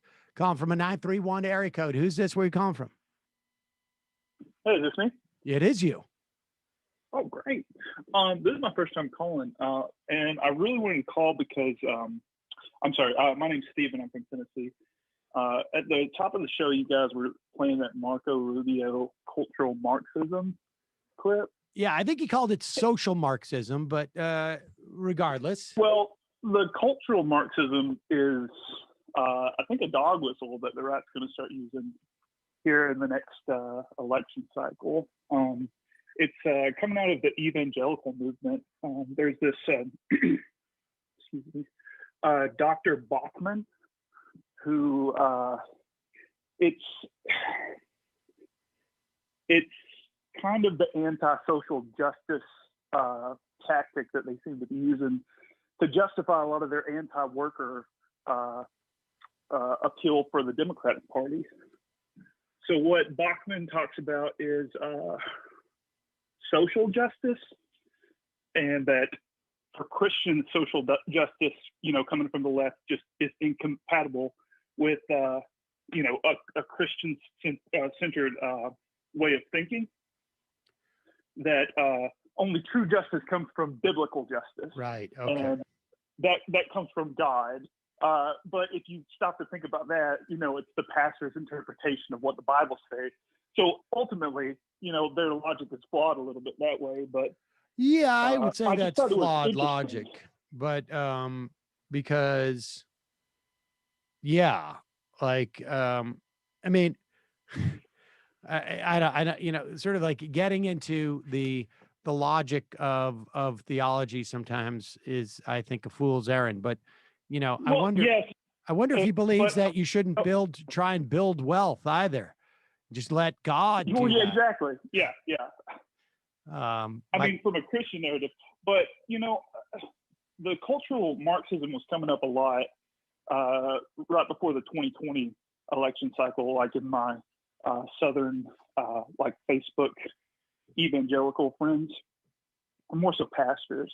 So I did a little digging, and a lot of it is coming from, it's just a rebranding of cultural Bolshevism, which is kind of what the Nazis used early on in building their movement, to point to some of the failings of the Russian workers movement, and saying, oh, we're not like them, we're the real Workers' Party. And with the GOP kind of trying to rebrand themselves as a Workers' Party, I see this as kind of being a wedge where they can kind of fit themselves in to these worker class voters. Yeah, I mean, it's interesting. I wonder if I don't know. I mean, it's basically a made up word for them. Like, I don't think there's anybody in there who goes like, cultural Marxism. Well, I mean, I'm steeped in my Marx Engels, and I guess I never picked up on I see how, cultural Marxism would be derivative of that. And that's problematic. I think it's just like another word that they just basically, and the problem is that they're going to have. Well, I mean, I guess it's this. I mean, the thing is that like, on some level, you can't really. I think it's important to mock their what they're doing to sort of drive out their base, but it is. That's all it is. I mean, they're just trying to, it's just another way of like, I don't know. It's really just another one of, at the end of the day, it's like, what's his face on his deathbed? Atwater. Lee Atwater on his deathbed was saying like, yeah, well, we made the pivot in the early 70s. We couldn't say the N word. So we just said, taxation. Well, Exactly. These are euphemisms, really. They're well, it's another whip, like it's just the way that the abortion is a whip, where they can say, well, we protect the right to life. This is another cultural Marxism, is another whip to where they can say, well, we're not Marxists. But let's be clear what social Marxism is, right? Social Marxism. Cultural Marxism. I mean, I know that he got it fumbled, and I think. Well, he meant cultural Marxism, but let's be just clear on what right evangelical base. But let's be clear. We can walk this backwards. Social Marxism, cultural Marxism. It doesn't matter what he calls it. Neo-Marxism. It doesn't matter. But what is that referring to? It's in the context of wokeness and social justice. Oh yeah, right? Exactly. And what's that? What's that code for? Black people. Well, so yeah, no, exactly. It's gay people, it's giving trans people, rights to use the same bathroom as you. It's all this stuff. Maybe Nazis may hear cultural Marxists as Jews, but all of that it's all more of the same. It's just another way of saying it. Right, and I think that he kind of fumbled with it, but what I saw, I forget the name of who he's running against. Val Demings. When she comes out and she's pushing for Biden's job plan or, an infrastructure bill or, running up whatever issue that Joe Biden's going to bring for, a 2022 turnout, Marco's going to be able to come out and say, well, they say they're for the working class, but we're really for the working class, and they're more cultural Marxism and, just whatever whip he can come up with. But I think you'll be hearing that phrase a lot more. I imagine you're right. Appreciate the call. Thanks. Yep. Let's go into some IMs, shall we? Sam Cedar, Owa. Apneva. Hi, Sam. Someone asked yesterday about a mutual aid resources. It's by no means complete, but don't call the police.com. Don't call the police.com is a useful starting point, listing resources by city and could use some community help. Don't call the police.com. Maybe we'll put that in the blog. David, did Republicans make up the term cultural Marxism? No one on the left uses that term. If there were cultural Marxist statues, I'm sure Rubio would want them torn down. Chris from Taiwan, cultural Marxism is not a real thing. And 2, anti-Semitic dog whistle from the post-war John Birch days. Unemployed Zoomer, wasn't cultural Marxism a Nazi dog whistle for why Jews are traitors or something? Crowder's disapproving father. Cultural Marxism is just a rebranding of the cultural Bolshevism conspiracy theory. There you go. Rabbit from Boston. Cultural Marxism, straight out of Is this all the same people? Nerd Cheetah. Who labeled the YouTube DeSantis clip Skirum Nempisi Asm funny? You talked last week about wanting to get into the game Red Dead Redemption. The one that will make you that one will break your heart. Skirum is more hypnotic and grand. RDD makes you care. Plus, it quiets the almost boomer High Plains drifter appetite. Skyrim is a role-playing game where you play like a sort of knight in different kinds of armor and stuff. Kill dragons. The High Plains drifter appetite is he nailed it. Nerd Cheetah did, or she did, or they did. Newberman. Hey, Sam, the Senate bill on highway infrastructure is pretty terrible and worse than Biden's proposal. No requirements for states to uphold climate goals. No requirements to spend first on maintenance of existing infrastructure over new highways. Public transportation advocates like Transportation for America have pointed out for years that state DOTs spend money on new infrastructure over maintenance, which is why we have crumbling roads everywhere. But new roads to suburbs that may not even be growing. In fact, new infrastructure means more liabilities for the years to come. A lot of blame to go around, including so-called bipartisanship. But even Bernie was on the committee that approved it unanimously. It's up to the House now to push on this shitty Senate bill. We'll see. Jimmy Dorable. Cultural Marxist is a term you hear a lot if you listen to Jordan Peterson. Florida woman. I know many Republicans that complain how they hate Trumpism wanted to vote for Rubio in the Republican primary. It'll be exciting to see how they totally capitulate in supporting Rubio during his turn to Trumpism during this election. Oh, indeed. Till, I just barely missed getting this IM yesterday. The not wearing a mask is like having a yellow star argument makes no sense. Well, that is correct. Generally more wealthy, elevated position of anti-maskers in current society is better compared to fascists in early Nazi Germany. Indeed. Have you read my email? Hey, Sam and Emma, always love the show. Is it possible to do an interview with someone to talk about disability rights? I think it's a topic that's a little bit underexposed sometimes. Yeah. Yeah, that's a good idea. Angel, got my new Third Love bra today. Fits amazingly. Thank you. From Angel. Snyder Cut is... That's a superhero movie reference. Snyder Cut is awesome. Why does Marjorie Taylor Greene get so much attention? There hasn't been a time since she entered office that I can see her on a news feed at some point in my day. I can see her being presidential candidate really soon. Because she's nuts. That's why she gets attention. But also, I mean, this is the formula. The right loves her. The right loves her. And the left can't help but watch her. That is the dynamic that has been the case. And I, mean the left, like, socialists. I'm saying center to the left. That has always been the case. That is why, Rush Limbaugh had people who would love watch him and hate watch him. But you want to know proof that the right loves Marjorie Taylor Greene? Here is Mitch McConnell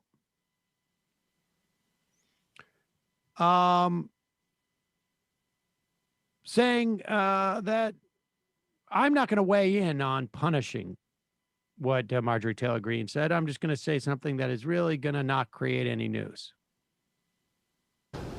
Well, she doesn't serve in the Senate, but this is one of a frequent outbursts that are absolutely news to Tuberville. Outrageous and reprehensible. But any punishment, I assume, would have to be administered by the House. Would you recommend anything to Kevin McCarthy? Yeah. Are there any changes? Yeah, he's not going to recommend anything to Kevin McCarthy because he doesn't want the headline. McConnell says she should do blankety blank because he knows that would cause problems for him. He just says what she said was bad, but it's not up to me. Now, do you think Mitch McConnell was quiet about when he thought Ilhan Omar had said something bad? No, you're right. Yeah. He said that this is a House matter. No, he didn't. Yeah, I'm not going to. Yeah, of course. I mean, so that's that. There's nothing there's nothing she could do at this point that that could alienate her from these politicians because. Well, I mean, part of what this project is about too. I mean, we saw that Alexandria Ocasio-Cortez was able to make some sort of peace with the Democratic leadership based on the amount of money that she fundraises. And we covered how she sent some of leftover money that she was able to fundraise to vulnerable Democrats.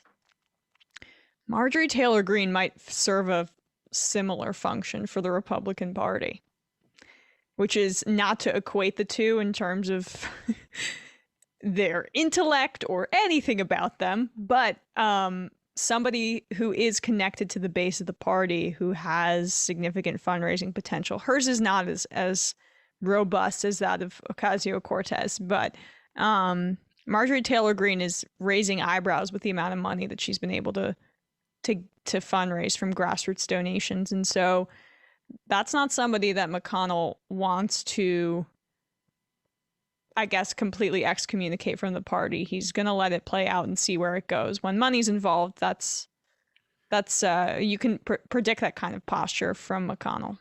And it's also, I mean, it's not just a question of money, I think, for him, because she doesn't bring in, you know, the kind, like you say, she doesn't bring in the kind of money that AOC does, and she doesn't represent, but she is much closer to their average voter than I think in many respects than AOC might be for the Democrats. I mean, you have a homogeneity then in the Republican Party, and she represents that party quite well. Yeah, all the way. I mean, that's exactly how I felt about Marjorie Taylor Greene. You talk about right-wing populism, like she is representative of that, like a, you know, handed wealth sort of like online Facebook user who has assumed the office of, you know, a local representative, or, you know. And who's like a business owner and like a small, as Matt has kind of talked about, like of that specific kind of class, you know?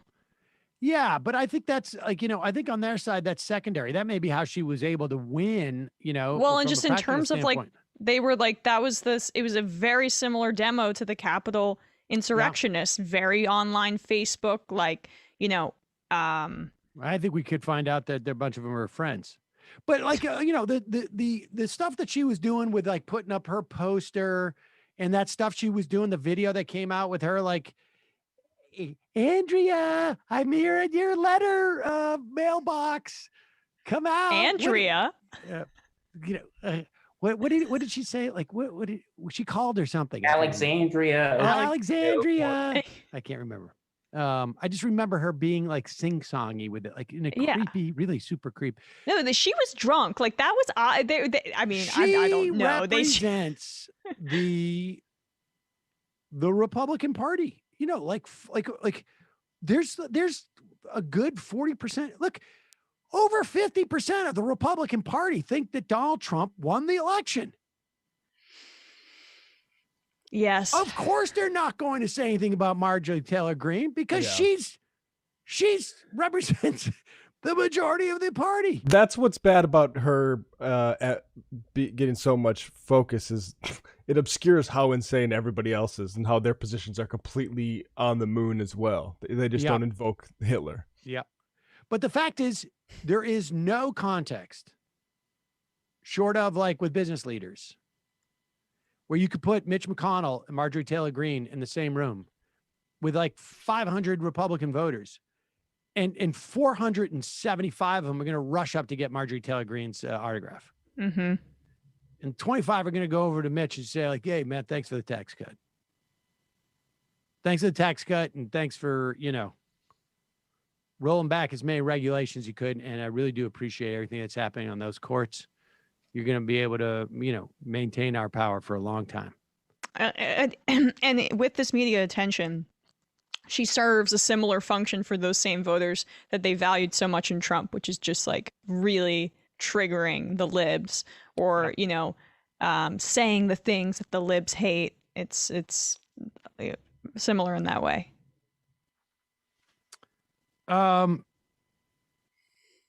Let's hear Tucker Carlson. Who is this Sohrab Ahmari? He's like a conservative op-ed writer who's like supposed to be like intellectual right wing. Oh, I think he wrote for the New York Post for a while. All right, that's an intellectual paper. Let's hear their lamentations about how gosh, not only is there no room for this type of talk on the web, there's no talk about it in any sphere anymore. We're living in an age that makes it very difficult for people like me, who is a father and a man of faith, and my children to be formed to live ordinary, decent, virtuous lives. We're actually severely disciplined in other ways, like the COVID regime or on questions of sex and gender, what we're allowed to say, critical race theory. So it's not that we're not disciplined, but the discipline orders us in some ways toward disorder. So it's very perverse. And so is it possible we've replaced one set of disciplines with another? Yeah, I mean, and that's in many ways the argument of the book, that there is no, There's no neutrality. A society has to stand for something. Some God, some authority will always be enshrined in the public square. The only question is which. So you can't have a society in which you say, well, I believe there are two sexes, which is what Genesis and genetics tell us, but someone else might believe, there's 135 genders. Those two, one or the other, will predominate. And what we're seeing now is as a lot of the movement that you and I share, the conservative movement, relinquished being willing to not only say what orthodoxy is, but also enforcing it in the public square. And now a different orthodoxy is being coerced. So you're saying the libertarian ideal is not workable. It's a lie. You can't actually kind of sit there. You're getting an orthodoxy, whether you like it or not. So it's not enough to say, you believe what you believe, I believe what I believe. No, one of our beliefs is going to be forced on the other guy. The past 2 years have utterly demolished the idea of a neutral public square. There's no way. Look, past few decades, really, but especially the past few years, it's just become so stark that one orthodoxy is now seeking to lord it over the rest of us, and happens to be have a very distorted anthropology, of account of who human beings are, what makes them happy, what's the difference between men and women. It's in all these areas. It's extremely perverse, but it's winning. Wait, so I'm confused by his argument a little bit. I got to admit. Let's just quickly point out, though, that he's obsessed with children being virtuous, which is weird. Always a little weird. Yep. But the guy is saying that there's no such thing as neutrality, it seems. There's always a predominant orthodoxy. But he laments the fact that the neutrality is gone, even though he sort of seemed to be arguing that theoretically it can't exist. I think he's basically just saying, for a long time, and what's fascinating is what's happened in the past 2 years. It's just his entire orthodoxy is just focused on transgender rights.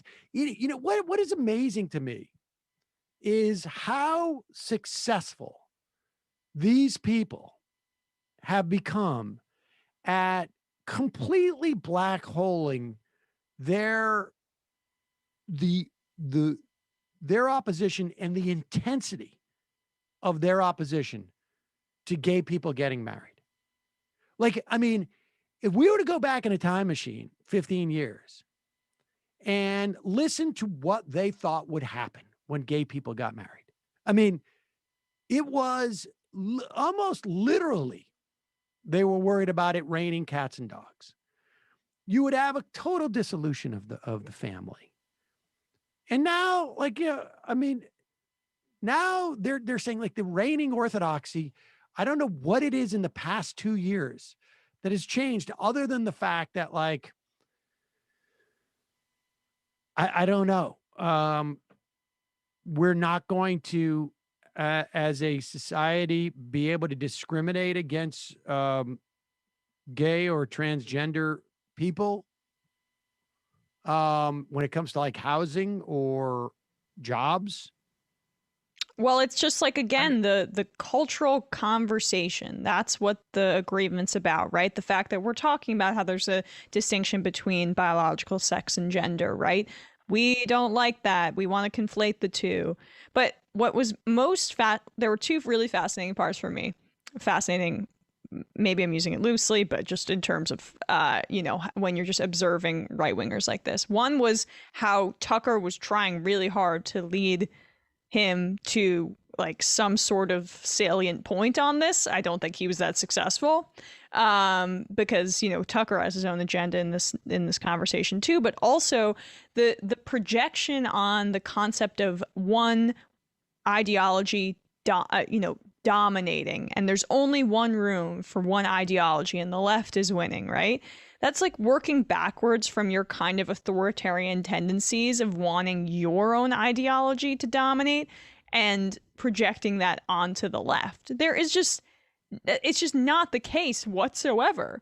But I don't know about that, because it is the case that we are attempting to say it is okay for people to express the fact and act upon the fact that they feel that the gender they were given at birth was incorrect, and we're saying it's okay, and that is the orthodoxy, I guess, that we are imposing. Just that it's okay for that to happen, right? Go ahead, Matt, jump in here. I know you want to. Yeah, Brennan, can you play the last bit again? I just want to hear exactly what he said, but about anthropology. Have a very distorted anthropology, of account of who human beings are, what makes them happy. Okay, so what I would have said, like distorted history, right? I thought we're talking about facts here, but when he says anthropology like that and what makes people happy, I get a sense that we need to protect our myths, and people are happy, with our Jesus myths and our whatever, basically to fend off anti-communism. And if we have people are going to be upset by a frank telling of history, and that's anthropologically not something that we can risk. I think that was the really revealing thing. I think that's why you have so many Evo psych people trying to talk about, on the right, like trying to bring in that stuff and obscure actual history that has been passed down through just inheritances still, right? Like it's not so theoretical. Like wealth created by slave owners is like only a few generations from being passed down.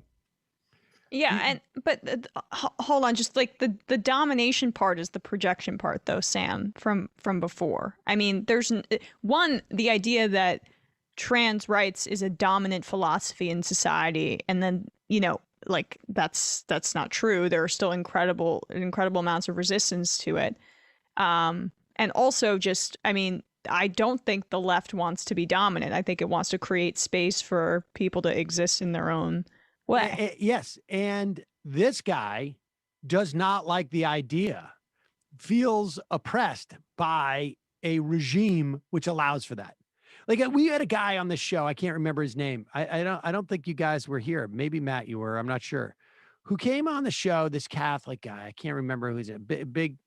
He identified himself as a Catholic. And I can't remember the guest. It was like a debate, and he was really mad about the show Chopped, because he would watch Chopped with his kids, and at one point there was a lesbian on Chopped.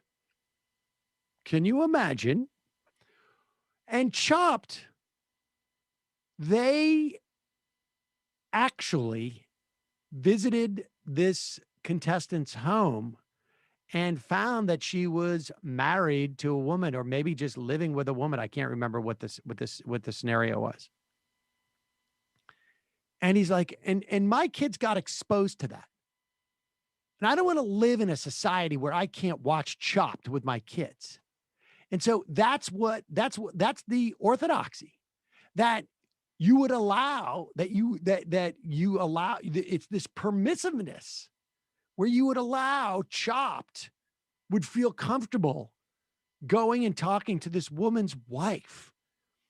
And my kids have to get exposed to that. You can't take Chopped. And I said to him, like, well, dude, like maybe stop watching your cooking show and you won't have to expose your kids to it. But the orthodoxy is that if I want to access my cooking show, I'm going to have to be exposed to gay people being married. And that's what was so amazing to me. Like this dude saying like the past 2 years, that interview was 8 years ago, maybe 9 years ago. Like this isn't, it's always in the past 2 years, something has like dramatically changed and like our society is slipping away. Now I got news for you. The societies are very slowly becoming more inclusive, and they cannot stand that. I mean, they're reactionaries, and that's ultimately what it's about. And it's true. You cannot have a society where religious fundamentalism is going to dictate the way that we're organized or what rights we have or who, what we considered to be, a family unit or all these things cannot exist with a society that doesn't have fundamentalist precepts when it comes to all these questions of who human beings are and what they are allowed to determine, what is their purview as opposed to, God's. And that's, from their perspective, that's fundamentalism. Like, if you're not fundamentalist, everything else is also its own orthodoxy. They have to say that. They have to say that even a lack of orthodoxy is in and of itself an orthodoxy, because otherwise they have to reckon with the idea that they're trying to push their beliefs onto other people, as opposed to a society that allows for the beliefs of others to all have sort of some measure of equal weight. That's why Ann Coulter was going on about, like, for Democrats, their religion is government. No, it's not. It's not a religion. It's not. That's basically it. All right, let's go to some IMs. You can leave the camera on. All right. I'll be right back. Mr. Bunman. Cultural Marxism, like the term cultural Bolshevism before it, refers to generally Jewish plot to undermine Western society by promoting. I'm not going to read all that. I'm not going to give it away. Means weaponized political correctness. Raptors better. Emma, do you think Kawhi will come back to the Raptors? RJ Barrett is coming home eventually for sure. Here, I'll do this. Make you feel better. Bullprog. We had a beautiful day yesterday out at George Floyd Square, commemorating George's murder despite all the attempted saboteurs. We keep us safe. Sadly, there are still people who want to sit in their fear of things would happen, whether the semi-autonomous zone was there, or rather than joining the community and making a change for justice. I sent an email on a recent expose on the Minnesota Police Department using PR pros to fight city council members to protect their budget. Making history is never easy. Your amplification of our message is appreciated so much. Thanks, Bullprog. Majority Report wardrobe coordinator. Have you guys seen Too Many Zoos play in the subway? It's a three-piece baritone sax, trumpet, drums. I'm a musician and saw some of their stuff on YouTube. Really liked it. If Milo and Dave Rubin film some kind of comedy-style documentary, does that mean Steven Crowder has to play the straight man? That's good. That's really good. Well done. That is really good. Crowder's in a movie, and I think I want to watch it, actually. I didn't know that, but he actually acted before, and it looks, as an adult, and that looks funny. Oh, wow. I wouldn't mind seeing that.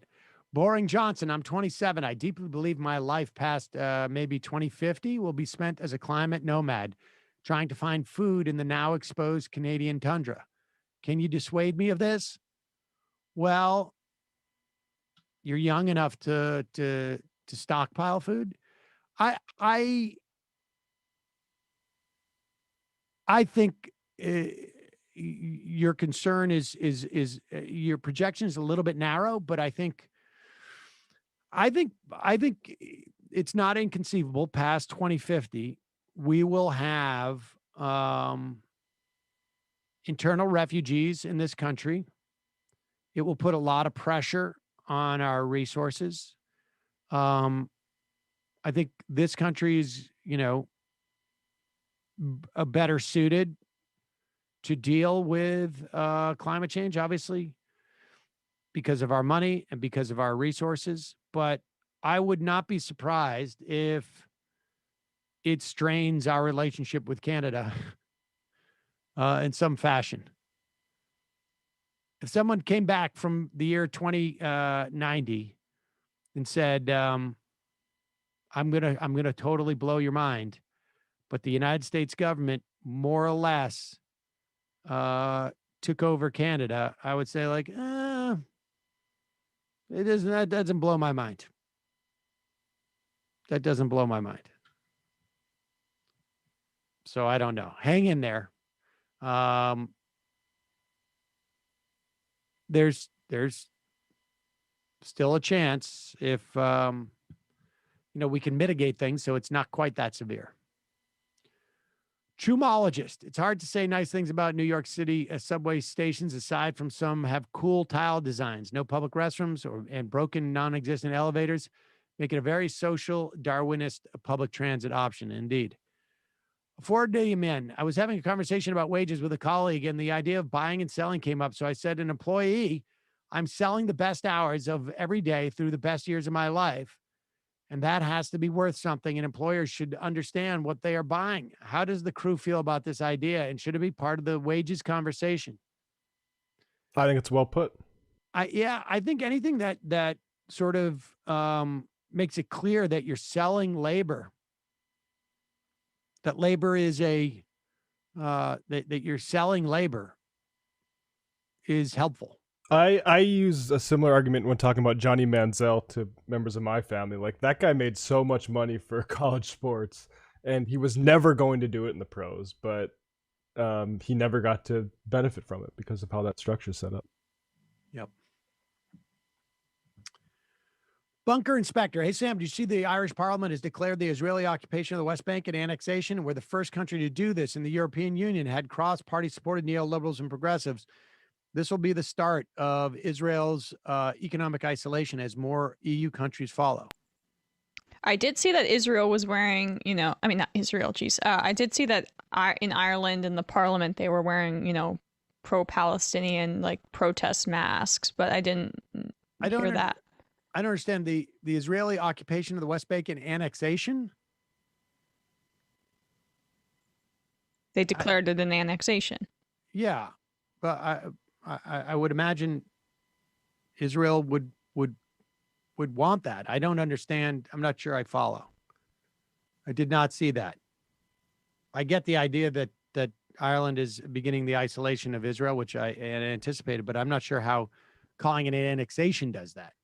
Ireland recognizes Israel's de facto annexation of Palestine. Government now set to vote on an amendment that, if passed, would expel the Israeli ambassador to Ireland and impose sanctions against Israel. So they're just formally recognizing the annexation.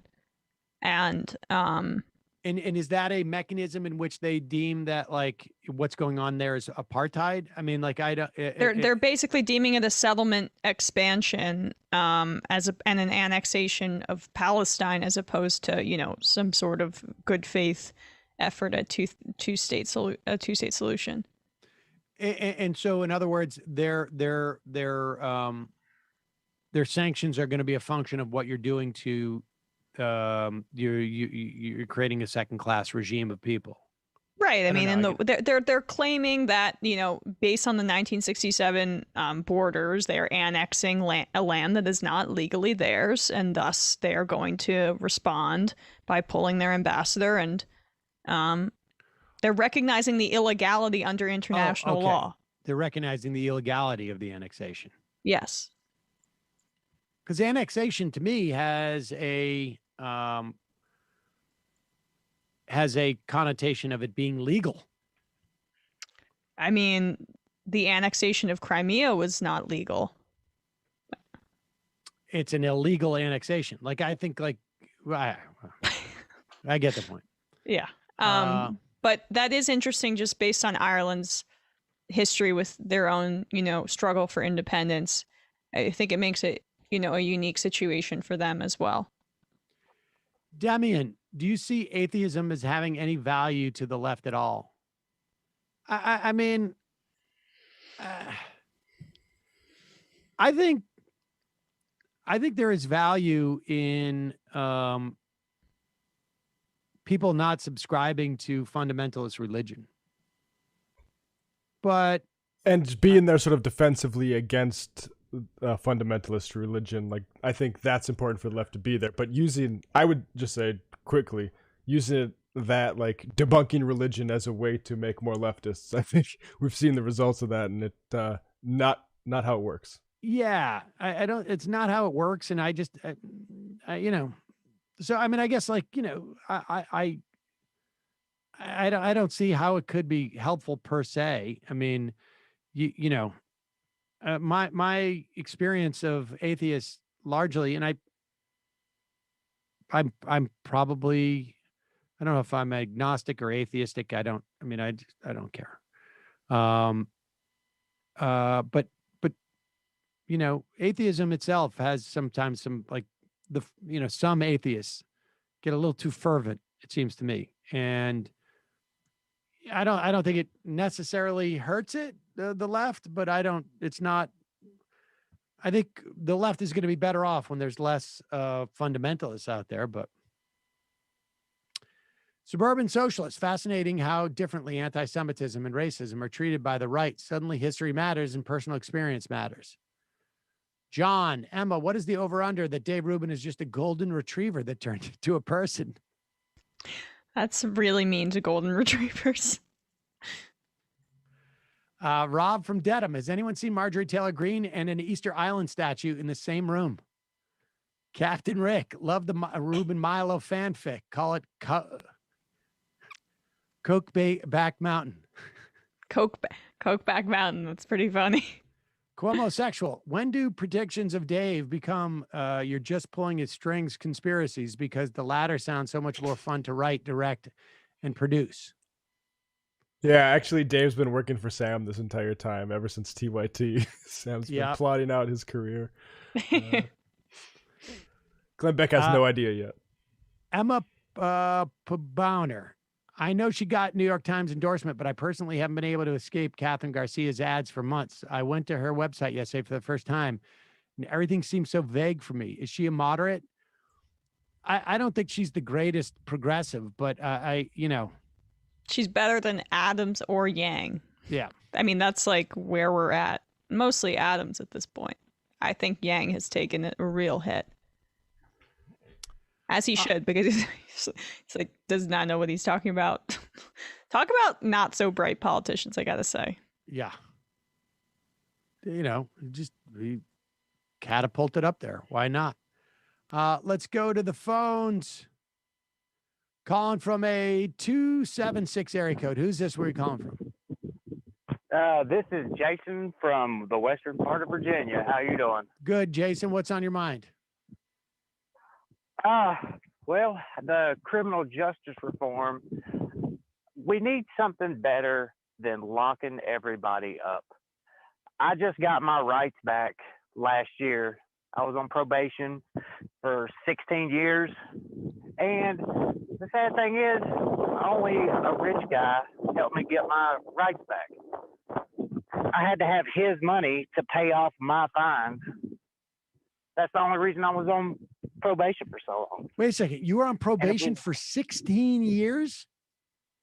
Oh, yeah. Yes, because I couldn't pay my fines. What were do you mind me asking? That was the only reason. Do you mind me asking what the fines were for? Drug distribution. Okay. And obviously not severe enough that you went to jail for it at the time, or did you? Oh, yeah. I went to jail. 6.5 years. Wow. And and then you're on probation for 16 years because there were fines associated that you didn't have the money to pay. Exactly. And you can't get, like when I get out of jail, right? You can't get any governmental help because distribution charges knock you out of any kind of assistance. And you can't get a job because people don't like drug users. Right. So it's like, it's a circle of death. I mean, honestly, it's shocking to me that you what do you do in that scenario? Honestly, I happened to meet someone.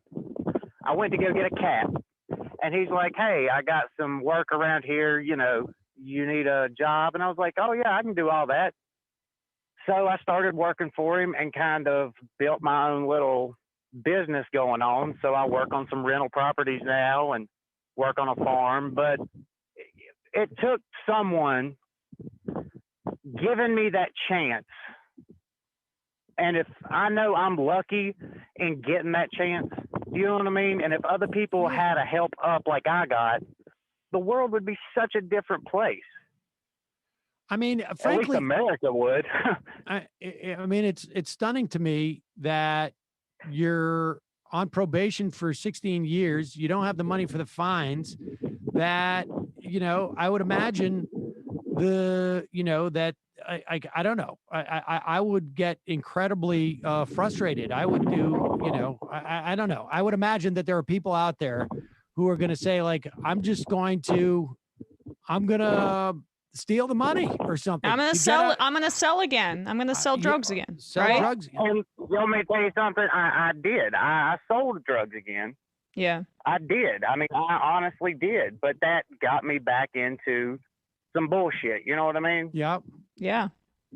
And you're always pushed in that direction. But a little helping hand up. It's been 3.5 years now I've been working for this guy, and he helped me get the money to, pay my fines off and everything, and gave me that hand up.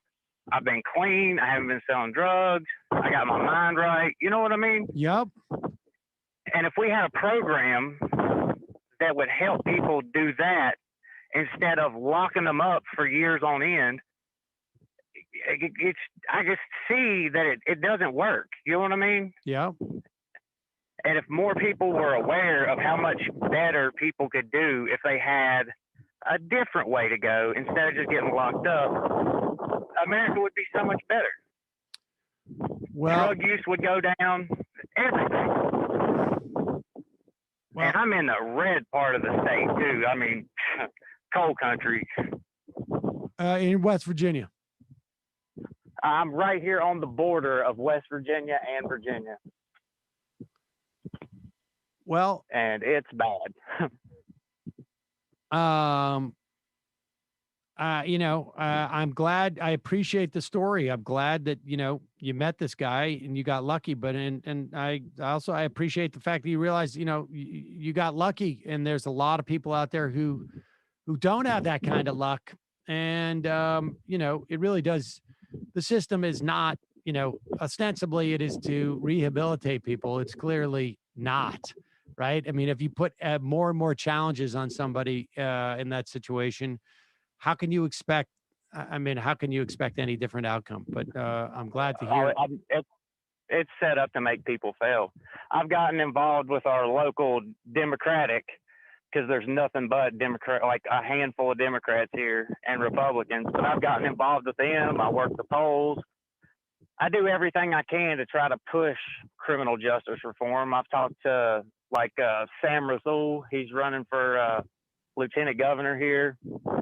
I've done everything I can to try to push that forward in Virginia. Did you say you could vote? Are you able to vote still? Yes, ma'am. I just got my rights back last year. That's awesome. Well, yeah. Thanks for the call. I'm glad things are going well for you. Really appreciate you calling in. All right. Thank you, guys. All right. Have a good one. You too. I mean, that's unbelievable, though. 16 years of probation because you haven't paid fines. I mean, it's just nuts. Really nuts. Calling from a 732 area code. Who's this? Where are you calling from? Hey, this is George in Jersey. George in Jersey. What's on your mind? Hey, I saw that you guys were talking to the Ms. Hinton earlier, and she mentioned Ithaca, and I actually go to college in Ithaca. I'm a journalism student up there at Ithaca College, and I was there while all this was, going on. And obviously, as a journalism student, I'm keeping track of it. And it was interesting because it wasn't quite as kumbaya as it kind of came off, because the police union really was the main opposition to the big reform that the mayor Svante Myrick had going on over there. And they even had a few of the other unions come out on their side. They had the statewide AFL-CIO and the local teachers union both come in on their side. And Ithaca is such a left-wing place that they made sure to always craft that message as one of, we can reform, we don't need to be completely restructured. as the mayor was suggesting. Interesting. But it didn't work. No, it didn't. The county just approved the Center for Community Justice, I think.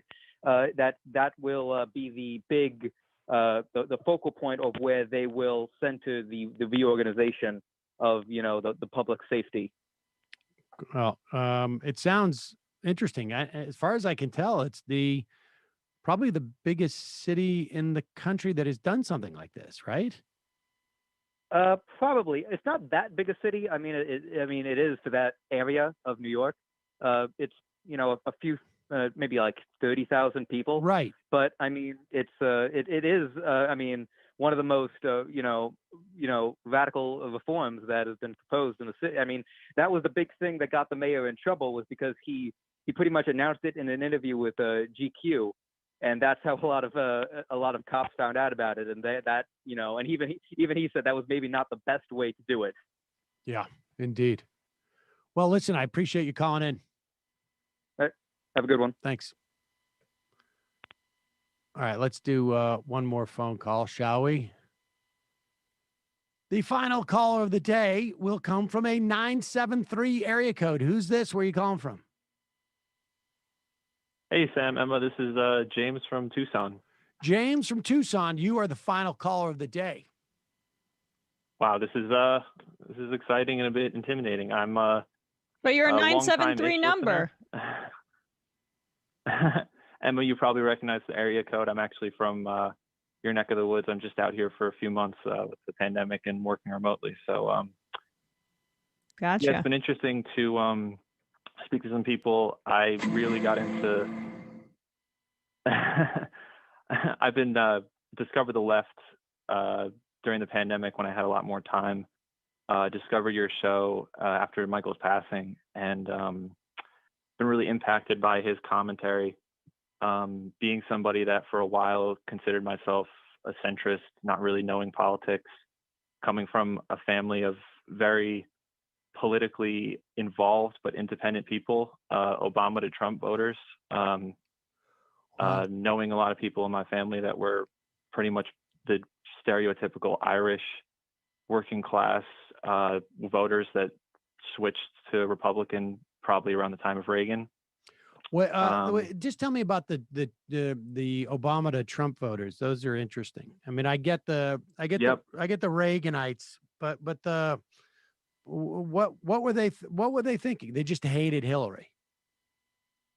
No, that's the thing. I think it was a little bit deeper than that. I think with the Obama to Trump dynamic, I think a lot of it has to do with what I'm trying to get into. And I've been meaning to call for a while, there's a lot that I'd like to say, but basically, I think that one of my bigger issues that I have with the left, and this is something that Michael has actually spoke to, I think, really well, and people believed him because they knew he was coming from a place of good faith, is that sometimes the rhetoric of the left is really off-putting, to be blunt. Not the programs themselves, but the rhetoric. And my motivation, I've been meaning to call for a while, the motivation to call was a conversation that I had last night with two people, a couple from Washington who had come down to Arizona like me. They had, left a very liberal area, and they were spending some time out here. They were thinking about moving down to Arizona.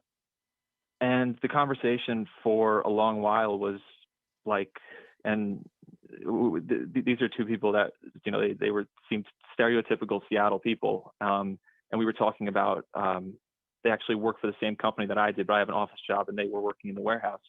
And they talked about the horrible conditions. They talked about the need to unionize, the minimum wage issue.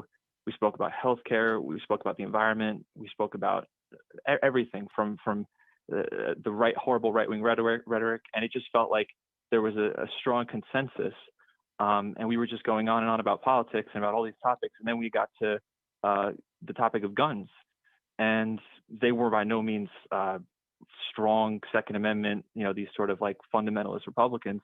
But they were people that were like, yeah, I want to be able to protect myself. I want to be able to have guns. And they were strongly annoyed by the government of Washington, by the governor, by the law in Washington. They actually educated me and told me about the law in Washington, where apparently you cannot store your gun in your house with the ammo loaded. You have to keep the ammo and the gun separately. And if somebody breaks into your home and takes your gun and it's loaded and they use it to kill somebody, you're liable. And it was a strange conversation because then it actually went into the vaccine situation, and they ended up actually being skeptical of the vaccine and talking about some of the dynamics that you hear about, oh, the vaccine was developed too quickly and we don't believe it and blah, blah, blah, blah. And I think it speaks to a dynamic that gets talked about sometimes, but not enough, which is that outside of these online echo chambers, people are really complicated and don't fit into boxes. And from there, it was actually kind of alarming how quickly the conversation shifted to what felt like a real solidarity left-wing message to a very almost IDW type of sort of right-wing-ish conversation. And I think it spoke to a couple dynamics that I've been meaning to discuss with a larger audience on the left, and that is that the rhetoric of the right wing does reach some people in certain topics, people that could be a part of our larger, what should be a majoritarian movement like Michael described, people that need our policies, but people that, you know, and Michael spoke to us about culturally, they may be different in certain ways. And it's in certain ways, I think that what the left, and you guys were just speaking about the situation in Ithaca, and I think that's a really interesting situation because to be clear, I think that it's a good thing what they were doing in Ithaca, but I think it speaks to something that a lot of the things that the Democratic Party, that the left wing in America actually ends up instituting is some of the more unpopular things where we're not able to get Medicare for all, we're not able to get a $50 minimum wage, we're not able to do all these Green New Deal, big things that have 50+% support among the American people. But we do end up doing things like passing laws that defund the police and doing these types of things in certain cities. And I think that one of the things that we sort of need to contest with as a left is that there really is no, and we know this, there is no majority left-wing party, mainstream left party. And Michael spoke to this. He said, I don't want to be a subculture. I want to be part of the mainstream. And I think what happens with a lot of people is that they don't have a left to look to. And so they say, oh, I agree with Medicare for all. I agree with Green New Deal. I agree with 8, 9, 10 different things, but they don't see anywhere to go. And they have a horrible view of the Democrats. And then there's these 1 or 2 things that the right wing will smartly hold on to and they'll point to, and then they will just very easily go to the right. And when you're getting back to the beginning in terms of the Obama-Trump dynamic, I don't think it was so much a Hillary dynamic. Definitely they didn't like Hillary, and there was that aspect to it. But I think it speaks to what you guys probably know, which is that there's just such a distaste for neoliberal politics, for this sort of pseudo-woke culture. And I don't mean that to say that I'm against any of the, when I say pseudo woke, I'm speaking in the way that Michael would have described it in sort of we're basically the CIA ad that we saw recently. Can I just jump in here? Like, it's a problem when you just mentioned defund the police, because I don't think that's neoliberalism at all. No, you're right. And I'm sorry, you're right. And I don't mean to say that aspect of it is neoliberalism. But what I mean to say about that is that when I bring that up again, what I meant was that it's something that I think as a left we should be moving toward, but it also, and I don't know if you guys would disagree with me, but I think it is a very sensitive issue among a lot of people.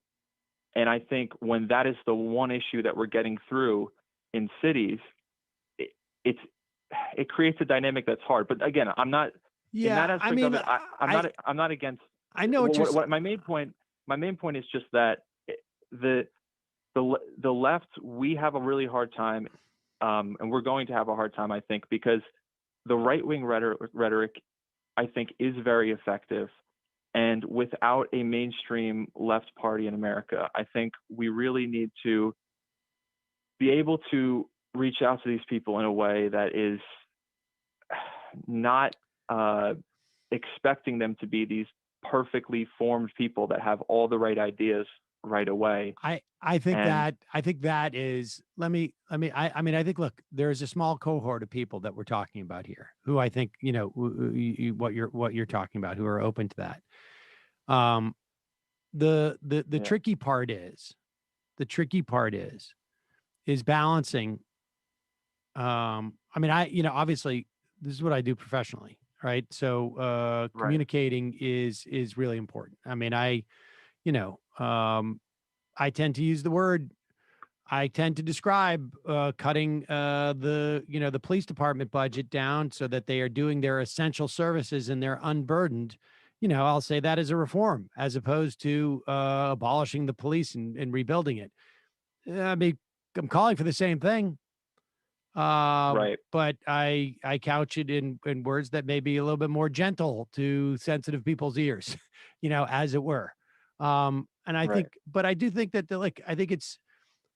I think it is probably not reasonable to assume that we can get everyone to talk in a certain way, in that way, and to have that type of perspective. And then I also think that on some level that there's a couple other factors that make it sort of impossible to chase what you're talking about on some level, because you're balancing motivating your own base from getting out in let's say elections and this and that, and getting out there and getting excited against trying to appeal to a small cohort of people who are gettable, as it were, right? Because there's some policies that they agree with. I mean, I think there's no doubt. Can I just say this, and I don't mean to cut you off, but in terms of the neoliberal point, I think what I mean to say, and I think this is really important, is that there are people among my family, not all, some of them would have still voted for Trump, but there are people, and you guys probably know this, among that Obama to Trump dynamic that would have voted for Bernie. And the reason is because they are smart. They've seen Joe Biden's record for 35 years, and they know what the Democratic Party has been, and they know that it hasn't been a working class party. And so, getting back to the thing about they agree with the working class priorities, but they don't see an option. And I think we just need to be really clear about the fact that, despite the certain wins that Joe Biden has done, and I hate the sort of defeatist rhetoric on the left, like we can't celebrate good things, but at the same time, we have to be honest and say Joe Biden isn't right now, and 99.999% he's not going to be the type of president that we need him to be. And so we can say he did one good thing here, but I think it's really important that people hear us say about Joe Biden and Kamala Harris that this is not who we are. We are Bernie Sanders. We are Pramila Jayapal. We are Alexandria Ocasio-Cortez. We want what they want. We do not want this. And I think it's really important that we make those distinctions. I think people do make those distinctions. And I don't think your friends are going to hear it. I mean, I think, look, here's the bottom line is that I agree with you that there's a frustration because there's a lack of delivery of material goods for people. Although, that $1.9 trillion, there was a lot of material goods there. And I think there needs to be more. I want to live in a different type of society. But when we're talking about political messaging, I think what they're responding to is not necessarily a policy-based thing. I think it is just sort of like a way that Bernie Sanders was received in many respects by people. He was seen as an outsider. He is. He was seen as, somebody who wasn't necessarily, even though he was a career politician, as having the attributes of a career politician. And so, I mean, but I hear what you're saying. I just think that can I just make one jump in is when you talk about gun control, I agree, basically if you limit it to that, but I think there's a difference between the gun control efforts and movements like what happened last summer about the police. I don't think the left can ever be in a position to tell movements what to do. I think the left can just be there to try to inform it. And I think the second you try to get into disciplining people for how they were expressing that stuff, I just think you're not playing the right game. But like you're right, Matt. You're absolutely right. You're 1,000% right. But like when you talk about like gun control, like I completely distrust that as a tendency now. I think like the big money behind it, it doesn't strike me as a movement. The movement is for guns in this country, sadly, as you talked about in your message, and those are the distinctions I'd just make. Well, yeah. I mean, look, I've said this many times. The reason why we don't have gun control in this country is because it's way down on the list of most people. Everybody's in favor of it. But the people who are in favor of it, or I should say everybody, the majority of Americans are in favor of it. But it's number 5 or 6 or 7 or 8 on their list of things they want to have happen. The people who are against gun control, it's like number 1 or 2. And I don't know how you maneuver around it. There is no doubt that some of that like sort of cultural, liberalism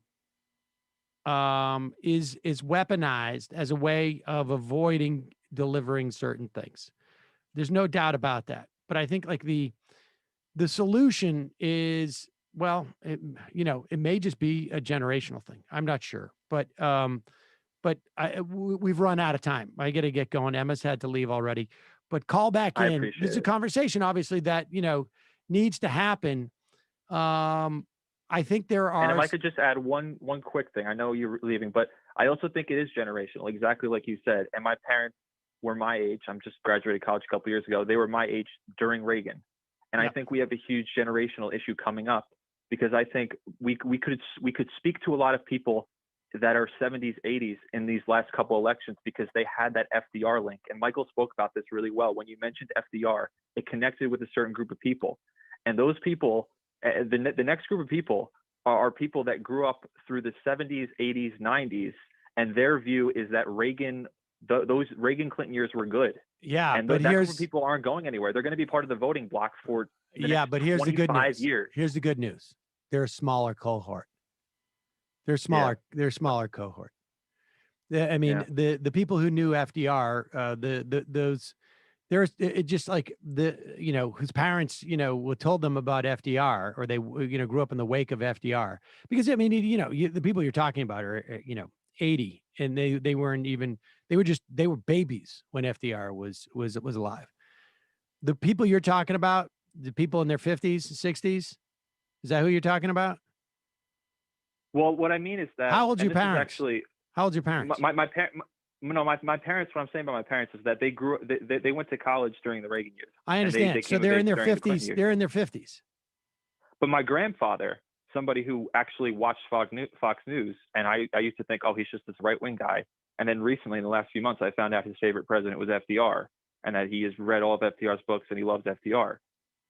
Yeah. Well, what I'm saying is that the cohort of your parents, there's fewer of us. That's Gen X. There are fewer of us, and that's good.